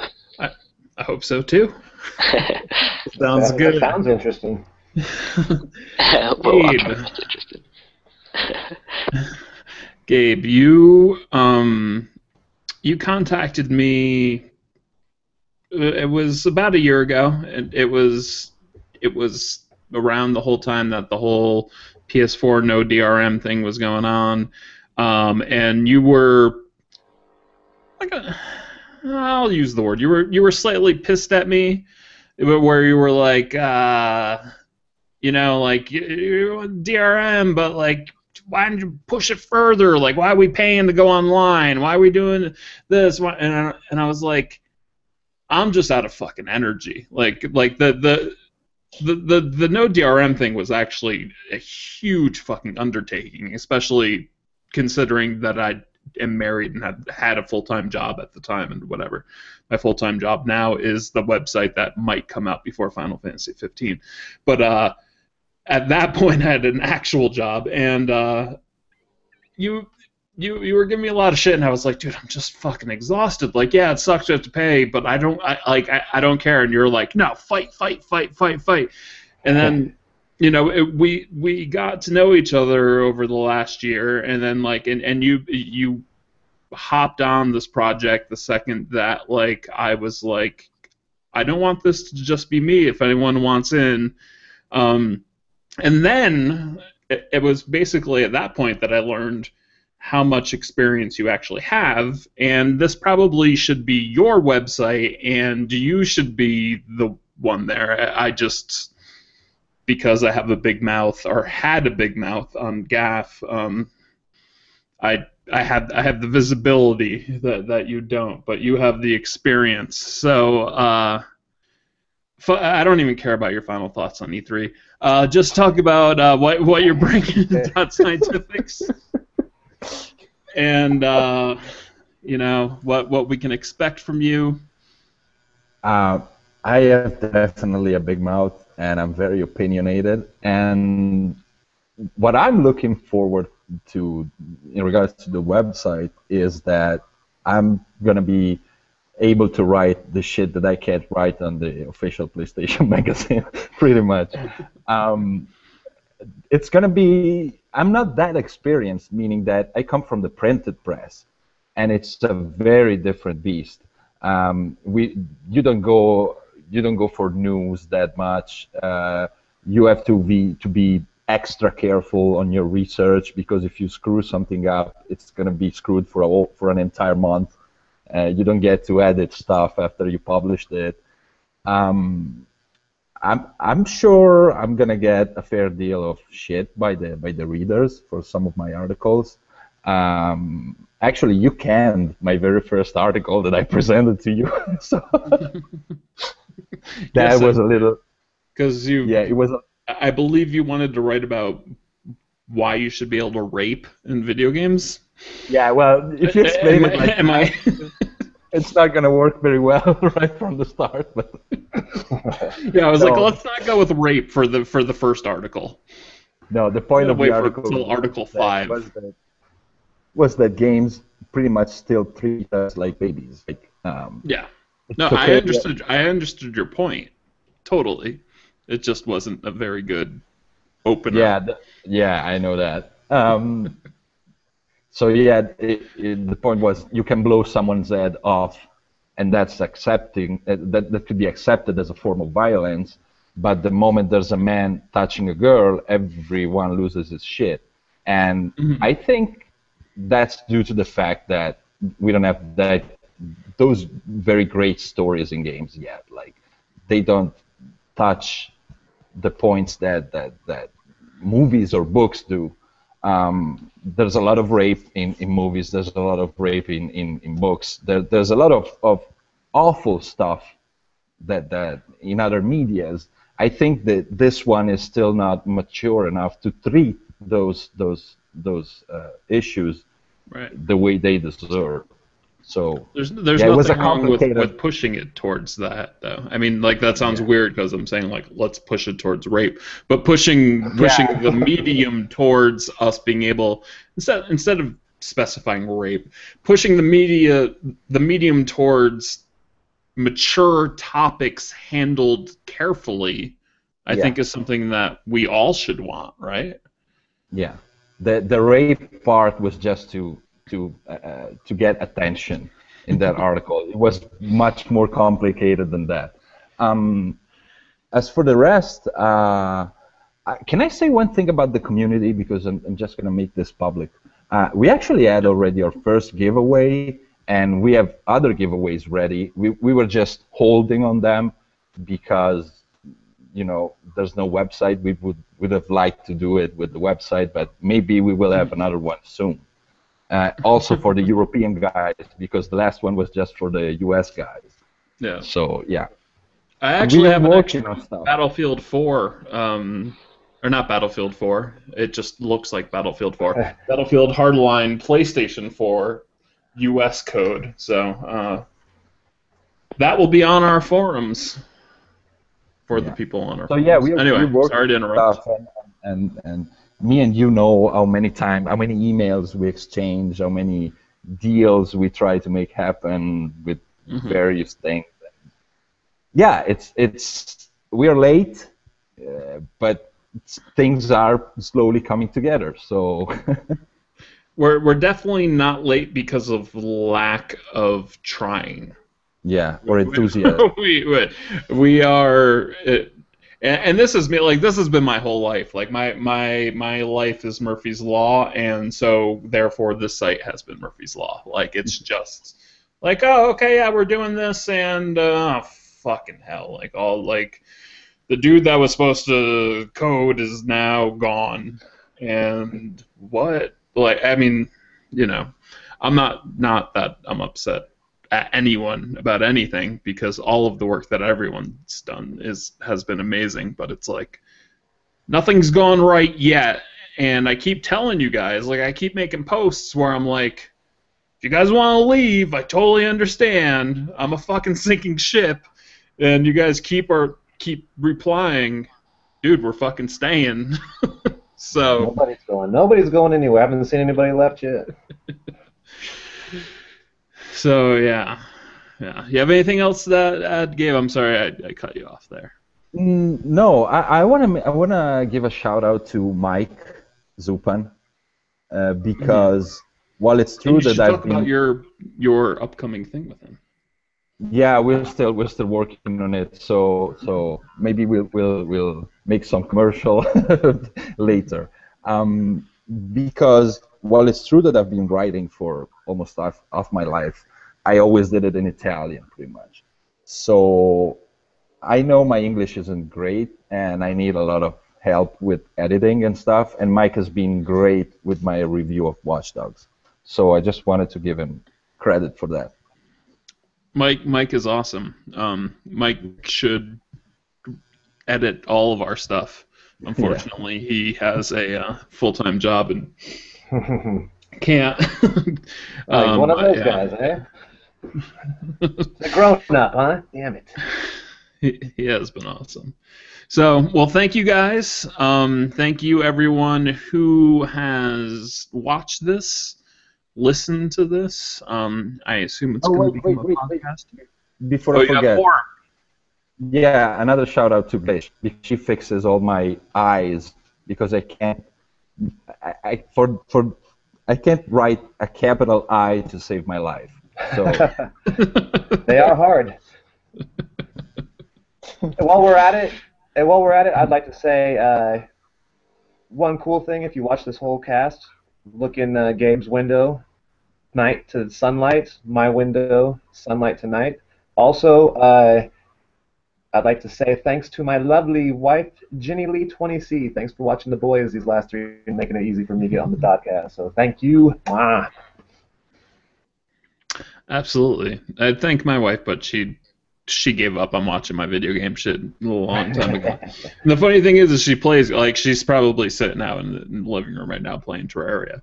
She just doesn't want to, you know. She's loving it. There's only so much you can listen to me. So, all right.